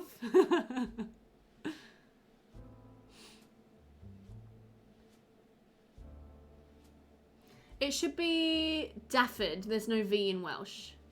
Okay. Pronounced Daffith. Daffith. Right, thank you.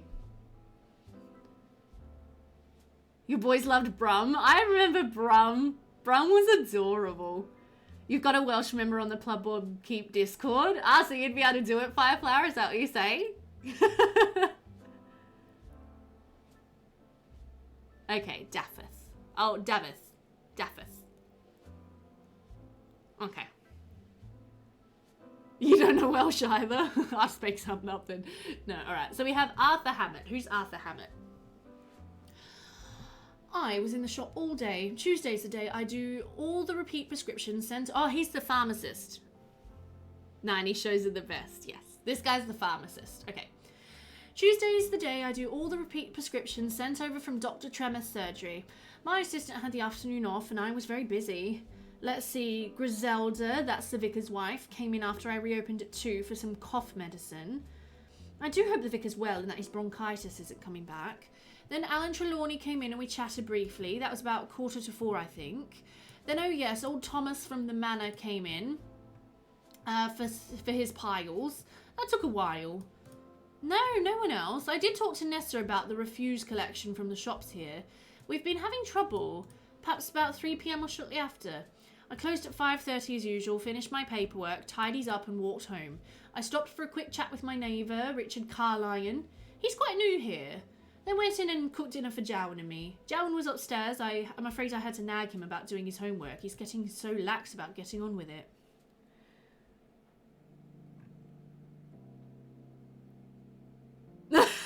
Captain Dabbers, what? You couldn't do it right now. I did have a funny incident after 2 days in Edinburgh, though. That would be funny. One weekend in Edinburgh, just hanging around. 2 weeks later, surprised Scottish accent on a few words while speaking English. That would be me, Fireflower. That would be me. I have to be really careful when I actually am around foreign people to not imitate them, because I don't mean it. I don't mean to offend them, but it's just so much fun to just like imitate accents. Like when I was in America, oh my god, I had to be so careful. The Celtic languages have a pretty different word order and grammar from English and other Germanic languages. Yeah, they do. Bill and Ben, the flower pot men. Oh, I love Teletubbies. Okay, so this story I think I'll have to return to and make sure that no one else said they went to the pharmacy, because he didn't remember seeing them. I can't have a conversation with anyone with an accent without picking up their accent either. Yeah, it's terrible. I have to be so careful. Okay, next we have Jowan Hammett. So this, I'm guessing, is Arthur's child. Yeah.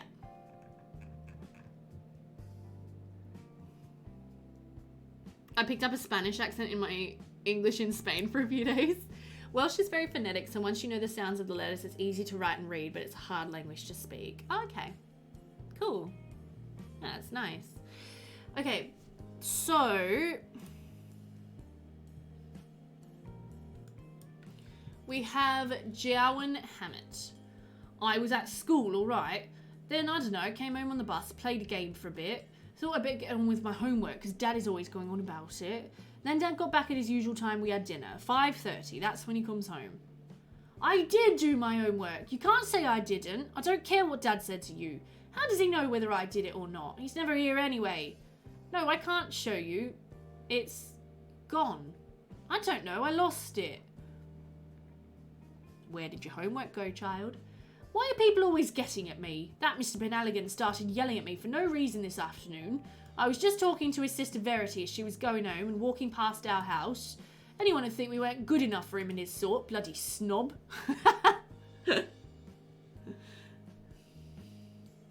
Okay. Which Mr. Penhaligon is that? Is that the young Penhaligon, I'm guessing? The cow plant ate my homework. Yeah.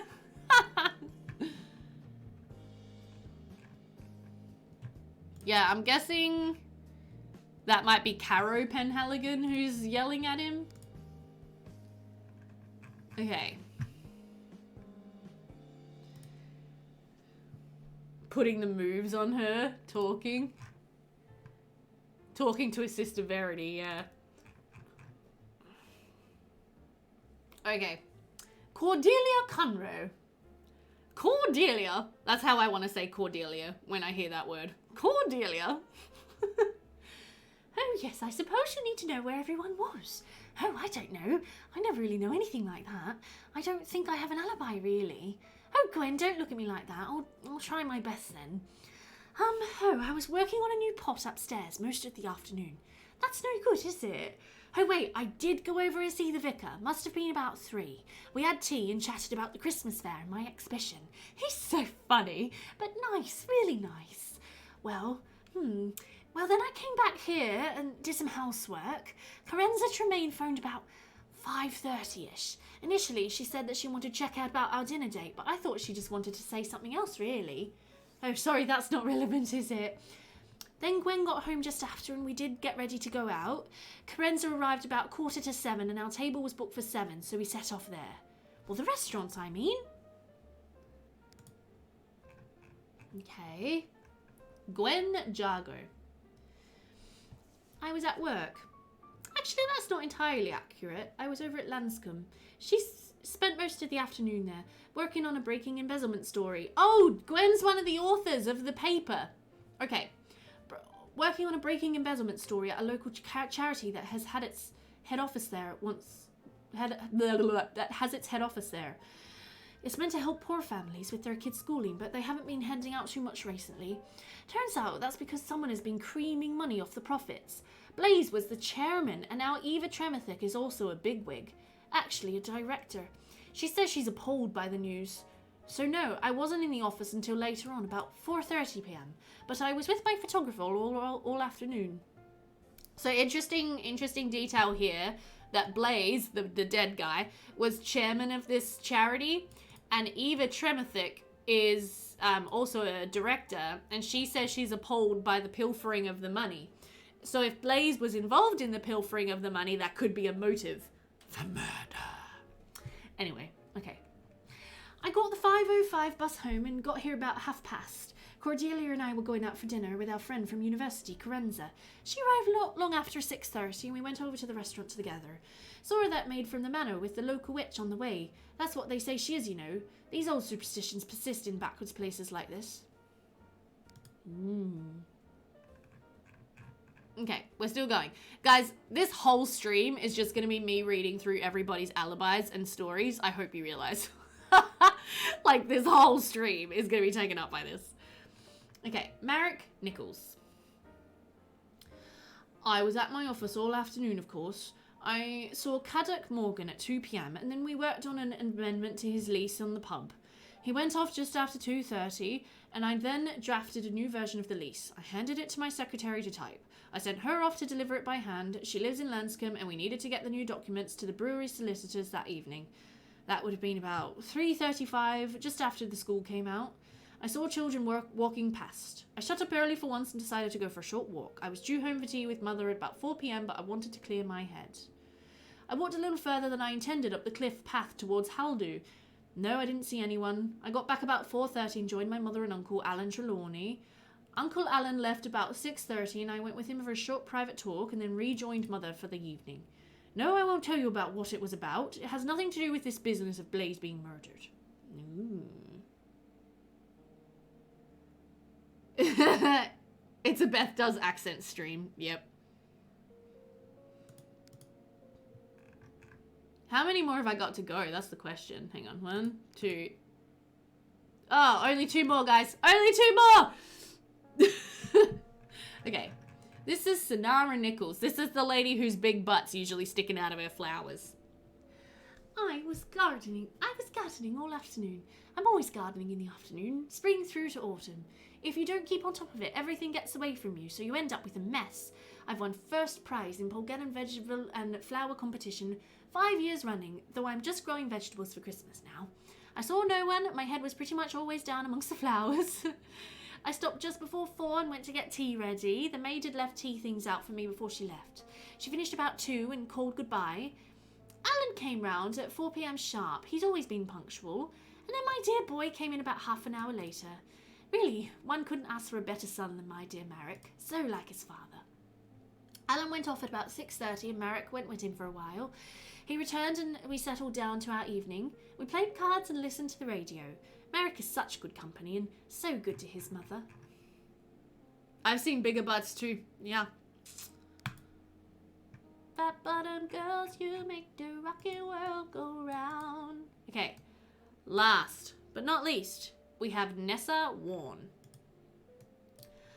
I'm not sure I can recall exactly, but I'll try. I dropped Kellen at the manor just before 2, then came to the shop. I was making up bouquets for a wedding over at Carhalwen. Melon came in not long after and I opened up for a bit of a gossip. She's a good friend to me and we had a bit to say. Then I spoke to Arthur from the pharmacy next door. We have been having trouble with the council rubbish collection and wanted to compare. After that, Hedra came in just before I closed at 4 to collect the flowers for the manor. I went over to the green to meet Abby and pick up Kellen and Tegan. I don't know what I'd do without her help. Then I came home and started on the evening meal. I spoke to Carenza, the school teacher lady who lives next door. Tegan's doing very well in school and Miss Tremaine likes Miss Tremaine very much. The next thing I remember is Abby and Rosen hammering at the door, calling for Breock to come and see about Mr. Penhaligon. Breock must have come in before that then. Okay. Having taken statements from all concerned, I said to Constable Warren, we better have your observations of that day. He is to provide a written report shortly. Okay, everybody, I did it. I did it. I read everybody's statements and alibis. That was the whole thing. Oh my goodness. And breathe. Jeez. Oh. Well, yeah, we can, Joe. We took a bit of a look. We took a bit of a look at the neighborhood to start with. Thank you, Chitset. That was a lot. Whew. As like an hour and a half pretty much solid of just like reading. Yeah, it's okay though. We can have another look. Okay. So. Why don't we send... Oh, not long, Joe. Not long. I was trying not to do too much till you got here, to be honest. Why don't we have Ruin get ready and then go out to visit some community lots, and we'll see if we can meet some of these Sims that we've been learning about. I will have to go ahead off camera and like properly fill in that table with everybody's movements and times and where they said they were and when they said they were. But yeah, I'll do that off camera so you guys don't have to watch that. And for now, yeah, I think it would be fun if we just go and explore some community lots around the neighborhood. Because yeah, I think I've done everything I need to do so far, right?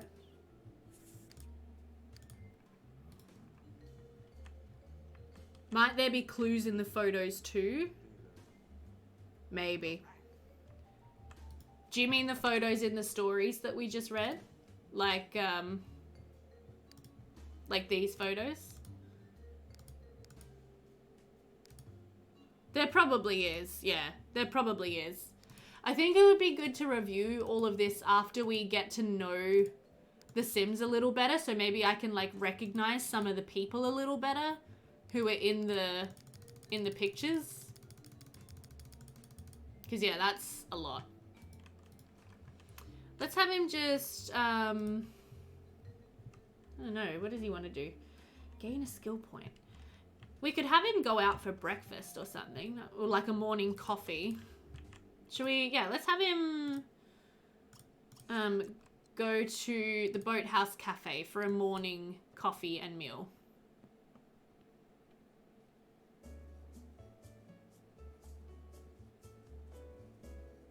Yeah. I just wanna explore the neighborhood a little bit now, if that's okay with everyone. Because that was so much reading.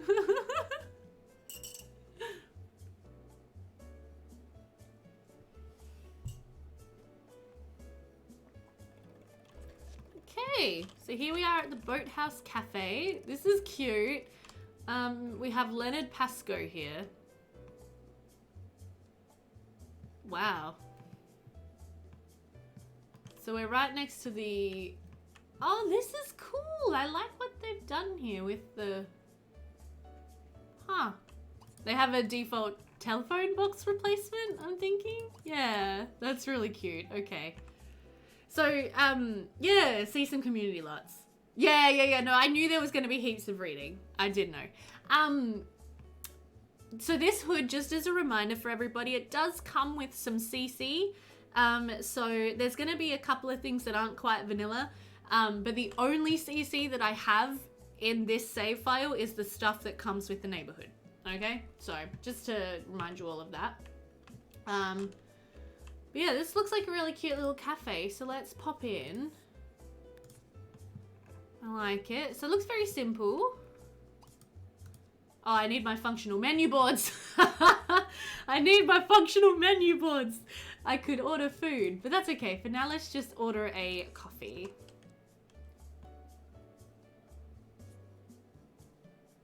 This kind of almost reminds me just a little bit of the cafe I built for Tweaky Island. So Leonard Pascoe, okay, so he's the vicar.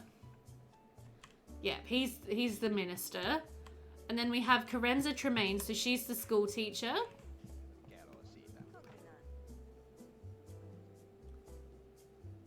Yeah, Locked wants to. You're right. Thank you, Jetset. Yeah.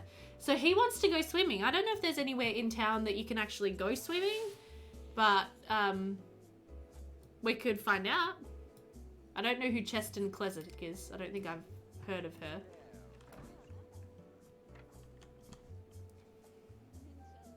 Who are you?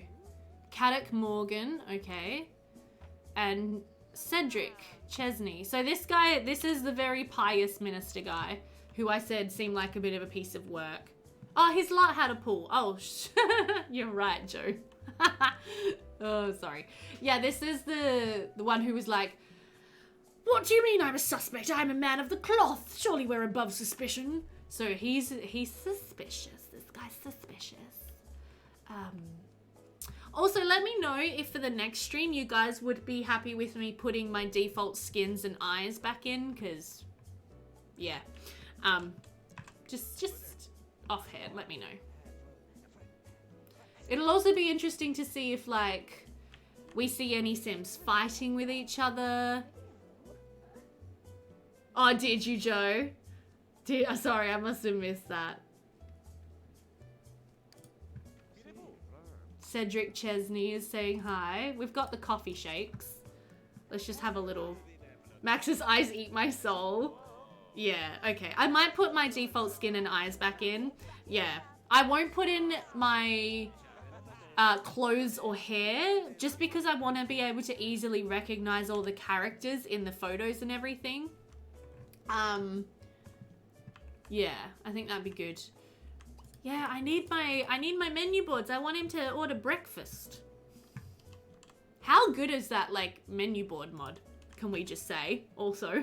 Because then we could order a plate of food, but we can't actually eat here right now. Let's have a chat with Carenza.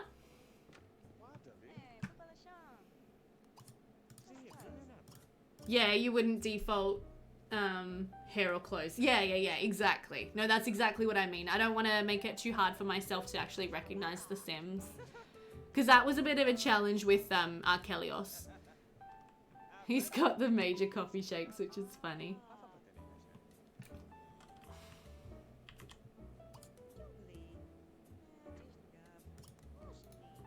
Who we got here?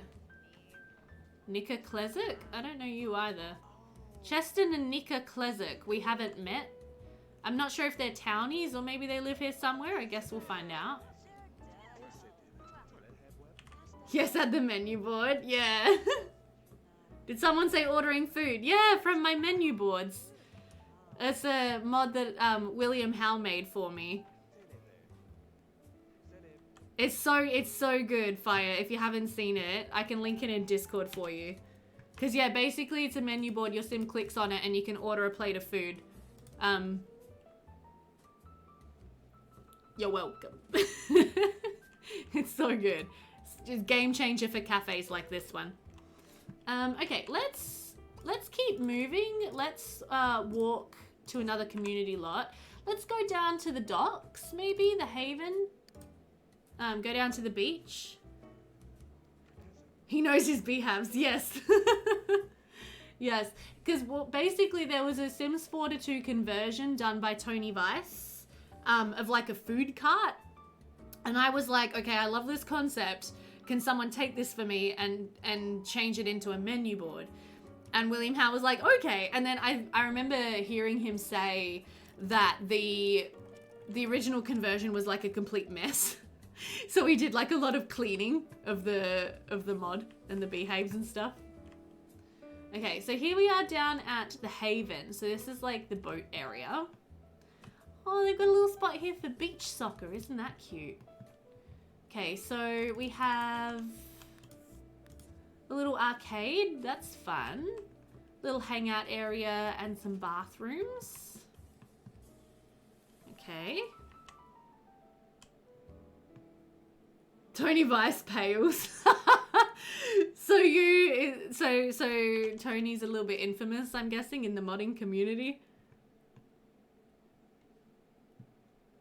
If you visit some of the high street lots, you'll see what I mean about 2 lots placed over each other. Okay. Yeah, I've never even considered doing something like that. Have a strong drink. Okay, cool. Do I have my... I might still have my reflections. Yeah, if I turn those on. That's better. Oops, I accidentally said no.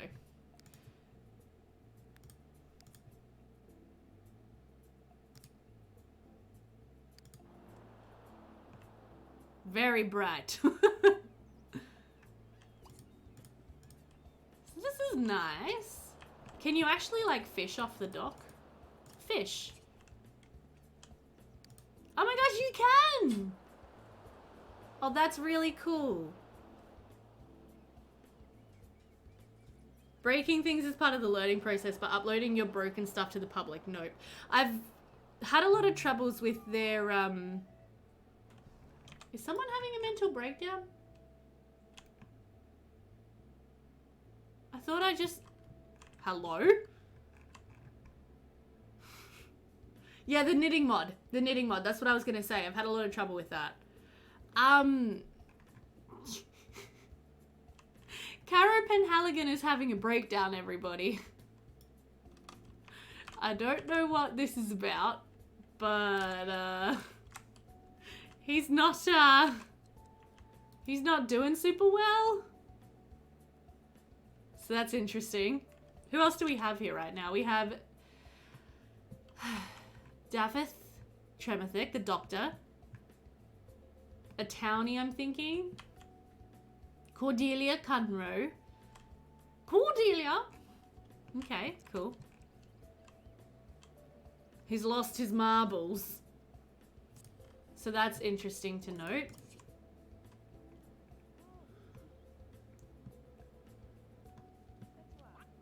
Inside joke. Okay. Let's admire the doctor and have a bit of a chat with him. Oh, we're actually friends with the doctor. We have a good relationship with him. Oh, that's interesting.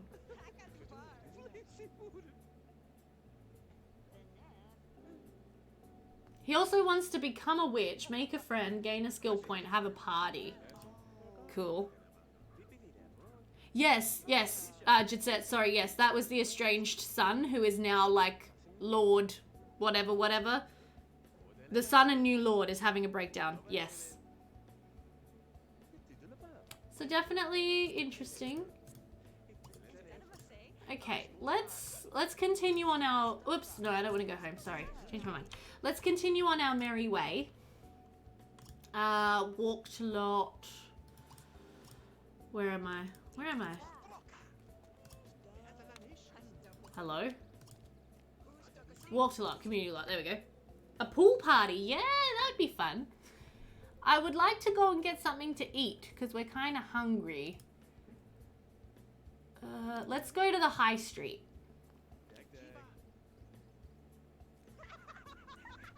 Hey!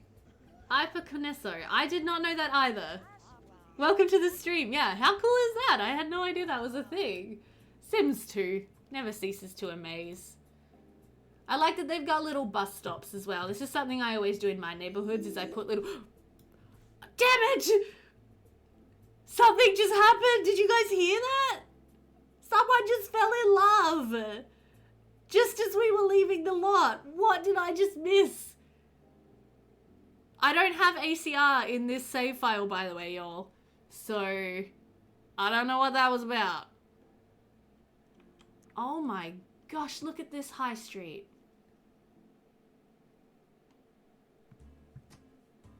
Okay, this is amazing. So this is one lot that's kind of placed over the center of the road. This is such a cool idea. What the heck? Oh my goodness. Okay, where are we? We're over here. I'm so impressed. Oh my gosh. So this lot here is the inn. Yeah, old fashioned. So I can see what you mean here, Joe, with the lots placed over one another. So this lot and the Moonraker Inn are technically placed over each other, which is quite interesting. I've never seen that done before. I'm also loving, and I don't know how they did this. I'm guessing it's with lot adjuster, but the road goes down the center. And then we've got shops on either side. That is so cool and so clever and something that I definitely want to try out doing. How good is that?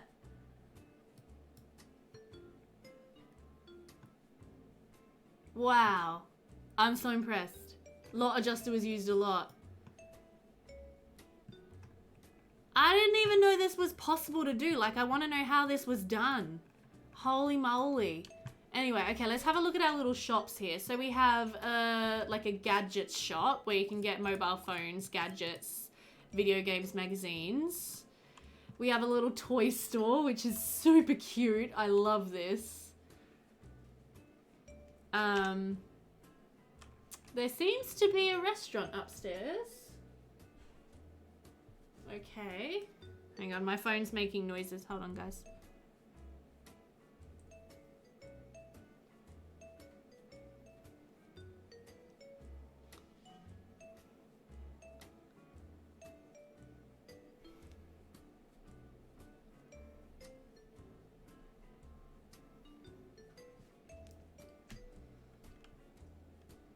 Yeah, same.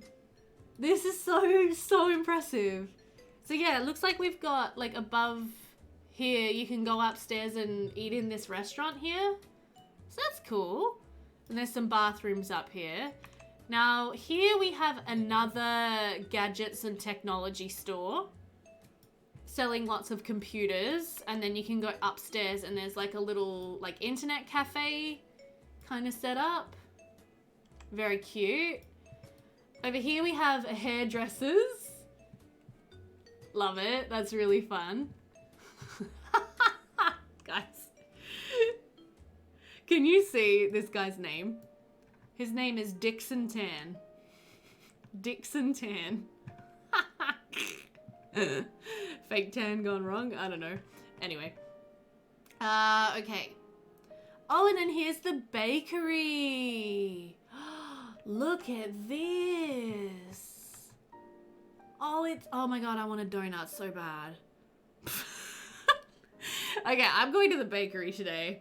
And I'm gonna get myself something cakey.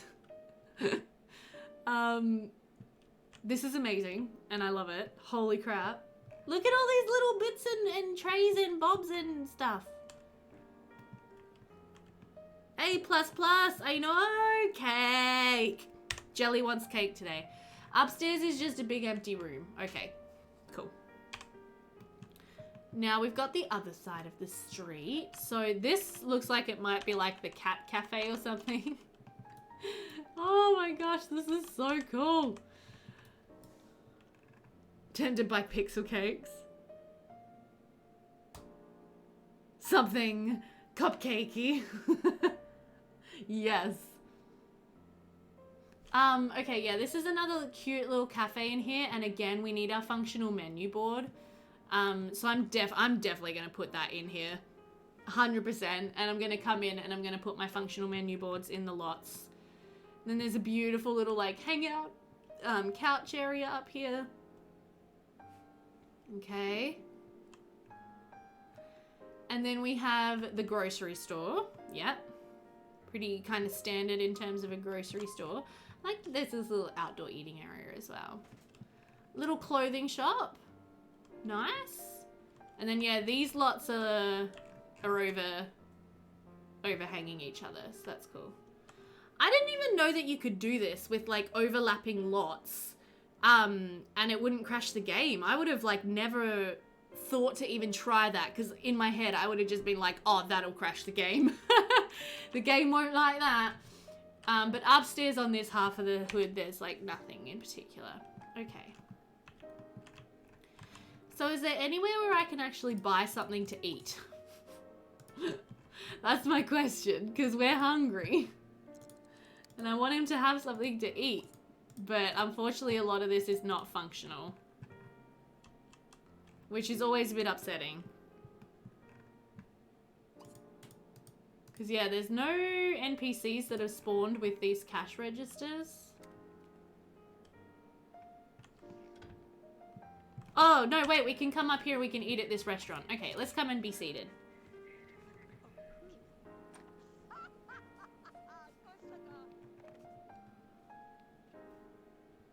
Might just be the restaurant, yeah. But, like, I wonder if there'd be a way with, like, lot adjuster and overlapping lots and stuff to have all of these also be, like, individual playable businesses.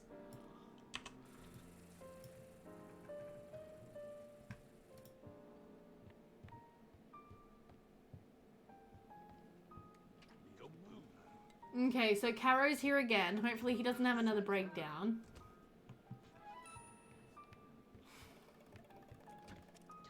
Let's grab a seat.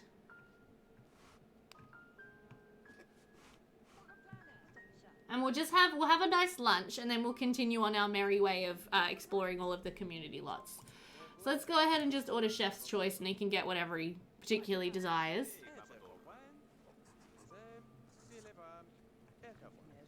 Oh, here's the constable. Oh, I should have invited him to eat with me. Hello, constable. I love his hat. I love his little hat so much. And his little belly. Look at him in his little constable hat.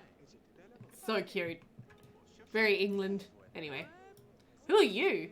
Oh, this is Richard Carlion. So this is the golf player / adventurer dude. Okay. So he's clearly not one to stay in one place for too long. The two waiters unintentionally look like Nervous and Pascal from Strange Town. Oh, they do!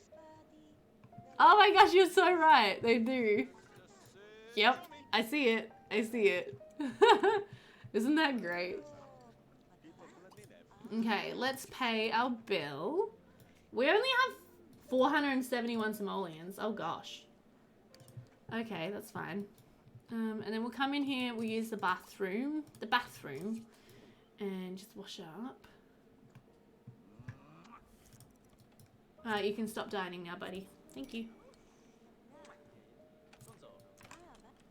Oh, Rosa Nancaro the Witch is here too. So here's her. Ooh. Are you okay, man? Very interesting face. What is this music? Okay, that's fine. Whatever. Cool. All right.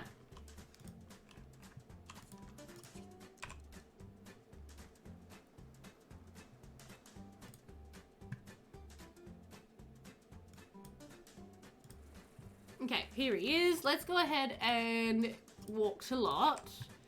Now let's go to the green.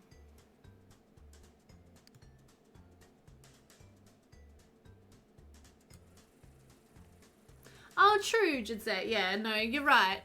You're right. That probably would have been smart. But I just wanted to see the community lots, and I'm very impressed so far, so. But yeah, you're right. To see the relationships before we messed them all up would have been clever.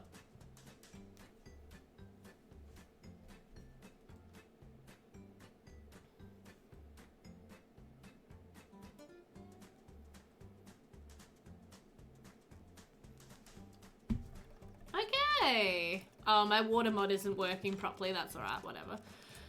So this is the village green. Alright, so this looks like a fairly standard park. We have a little toilet block, lots of tables, a pond for fishing, and some chess tables. Okay, we kind of want to play some chess. Alright. I don't know whose house is this over here. That's a little annoying with the overlapping lots of flashing, but I guess it's acceptable. Eva's here, so she's the piano teacher. Okay. We also have Jowan Hammett. That's the Cockney kid, isn't it? Here he is. Don't know what his problem is. Stop yelling at me for no reason. Yeah, the flickering. Yeah. Not nice. The minister's here again. Okay. He actually is quite smart. He does have a lot of logic points. Oh, Adele's here. Oh, let's go talk to her. Okay, so this lady over here, this is the widow. And she's not wearing her little black dress. Let me just add. Classic Face One sim. classic Face One sim. Hello, I want to talk to you. And then we also have Griselda Pasco. So this is this guy's wife. Okay. The tragic widow, yes. And yeah, this is the minister's wife, who everyone says is a bit lovely, except there was one person who said that she's only nice to your face. And then she's kind of mean. There we go, okay. How are you holding up, darling? How are you holding up, dearest? Let's just chat a bit.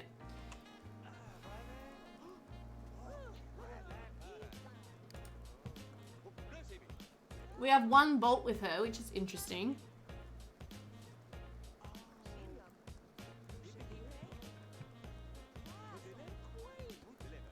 She seems to be fine. Like, it's not like she's crying every couple of minutes because her husband's just died. You know what I mean? And she's wearing red instead of black. So, I don't know how cut up she really is about this death. Alright, it is raining. Let's go ahead and head back home. And we will go for a little swim and we'll see if we can meet our neighbor and pursue that kind of like, I wonder if she wants to go out for dinner sometime kind of vibe. And then that might do it for playing with this guy and for the stream today. It's gonna be home in 10 hours. All right. Oops, and we're totally missing work today. My bad. Swim in the thunderstorm, totally. I mean, it's probably not gonna be raining by the time he gets back. Look at these gardens as well. They've done a really nice job with these. Hopefully he doesn't get fired from his job today. There's meant to be that vibe that he rather likes the neighbor. Well, here she is. She's gone for a swim.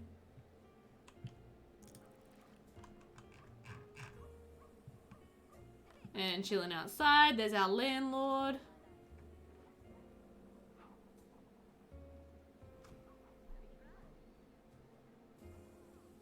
I did not realize he was supposed to go to work today. That's my bad.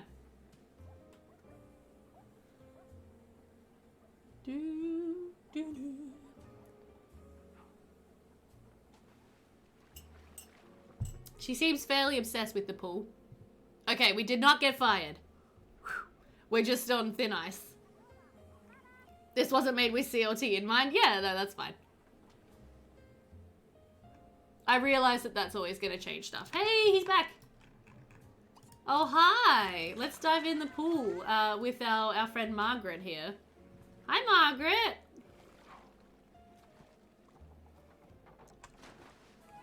Hey, come play Marco Polo.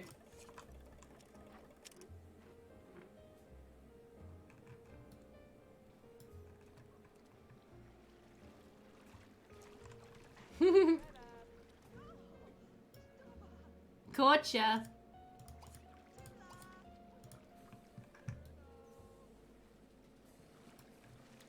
She's pretty cute.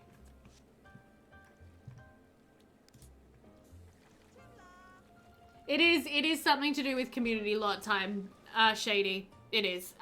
It's not a huge deal. It only started happening with the most recent update as well, that Chris Hatch just kind of like popped in and dropped a little while ago. I remember Joe linking it and saying, yeah, he just decided to randomly update it. But ever since then, I've been getting that error when someone returns home. I think it is something to do with my rotatable driveways, maybe, or something to do with driveways, but I'm just not sure. Oh, he just got fit. Oh, nice.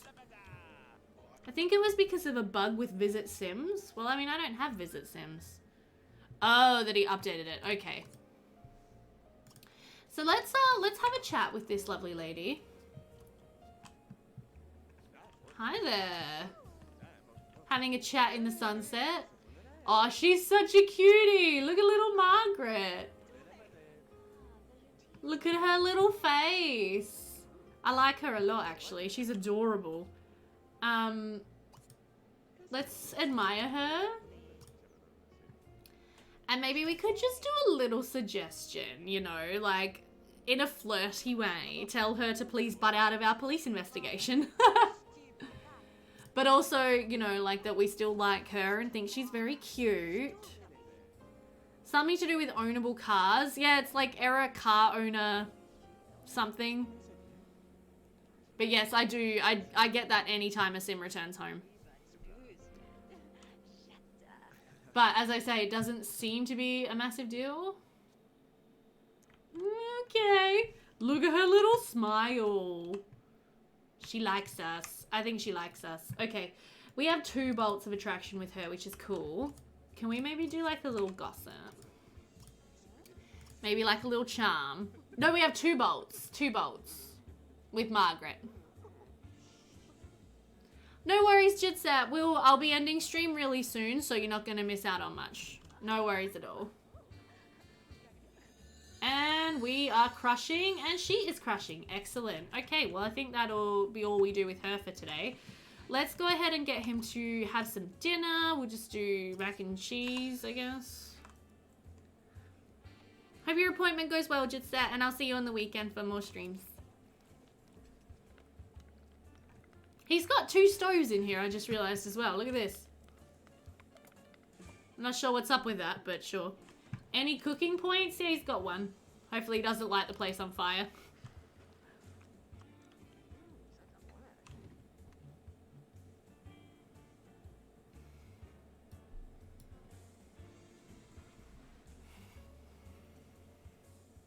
No worries, Falafalot. I hope you have a great sleep, and I will hopefully see you on the weekend. Again, I'm gonna just basically put him to bed and finish streaming, so you won't miss much.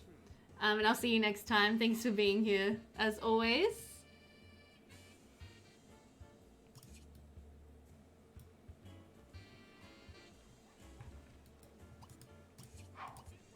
She's still swimming in the pool. Classic apartment neighbor behavior. Just always outside. I saw someone say that they would like to see a mod that makes their apartment neighbors just stay inside. Hello, I'm ringing. Who is calling me? Is this important?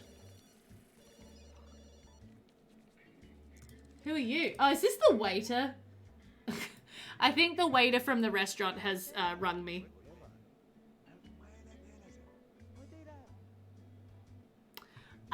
Well, obviously, Sandy, I haven't played this neighborhood before, but offhand, I would say absolutely yes.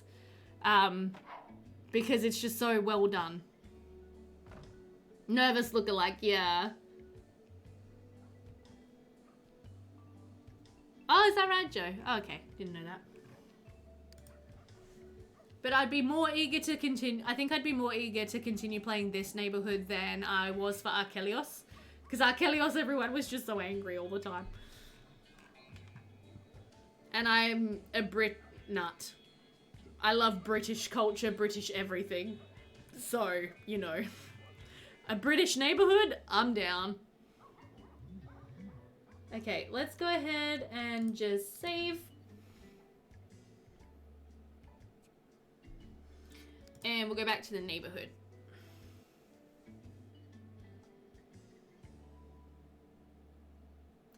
Oh, really? Oh, Joy, I didn't even know that. I have no experience with those apartment controllers. I'll have to look into it. Your new hood is named Kimbleford. Anyone know that reference? I don't, but it sounds cute.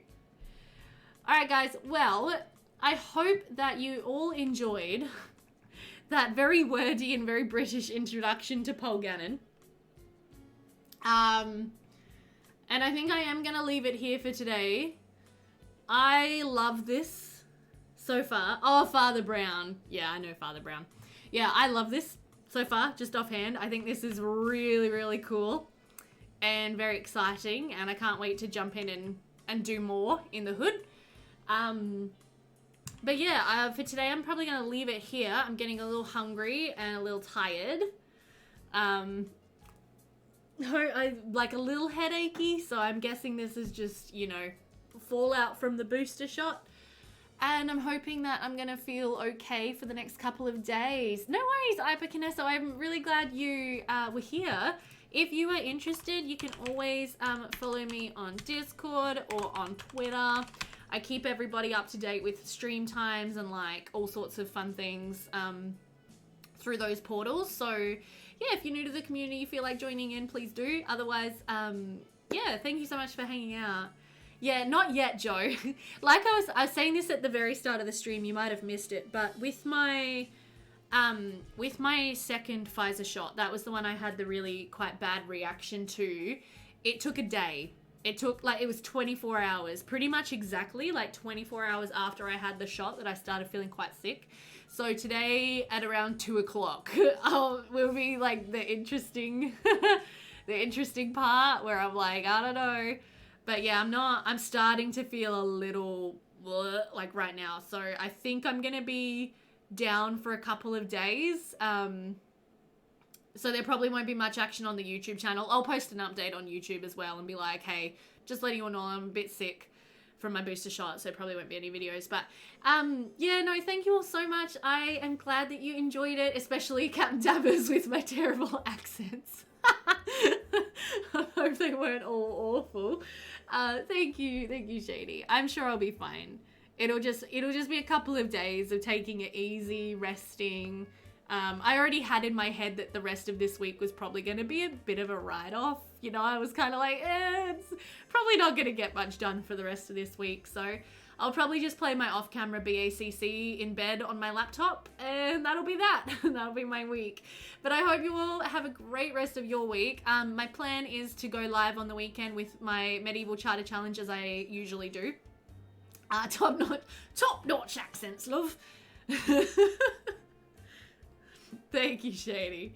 Yeah, so I will hopefully see you guys all on Saturday, unless I'm still sick, which I can't imagine that I will be, but just in case, I will keep you all updated on Discord. And yeah, hope to see you there. So thank you, everybody. I love you all. Have a great rest of your day.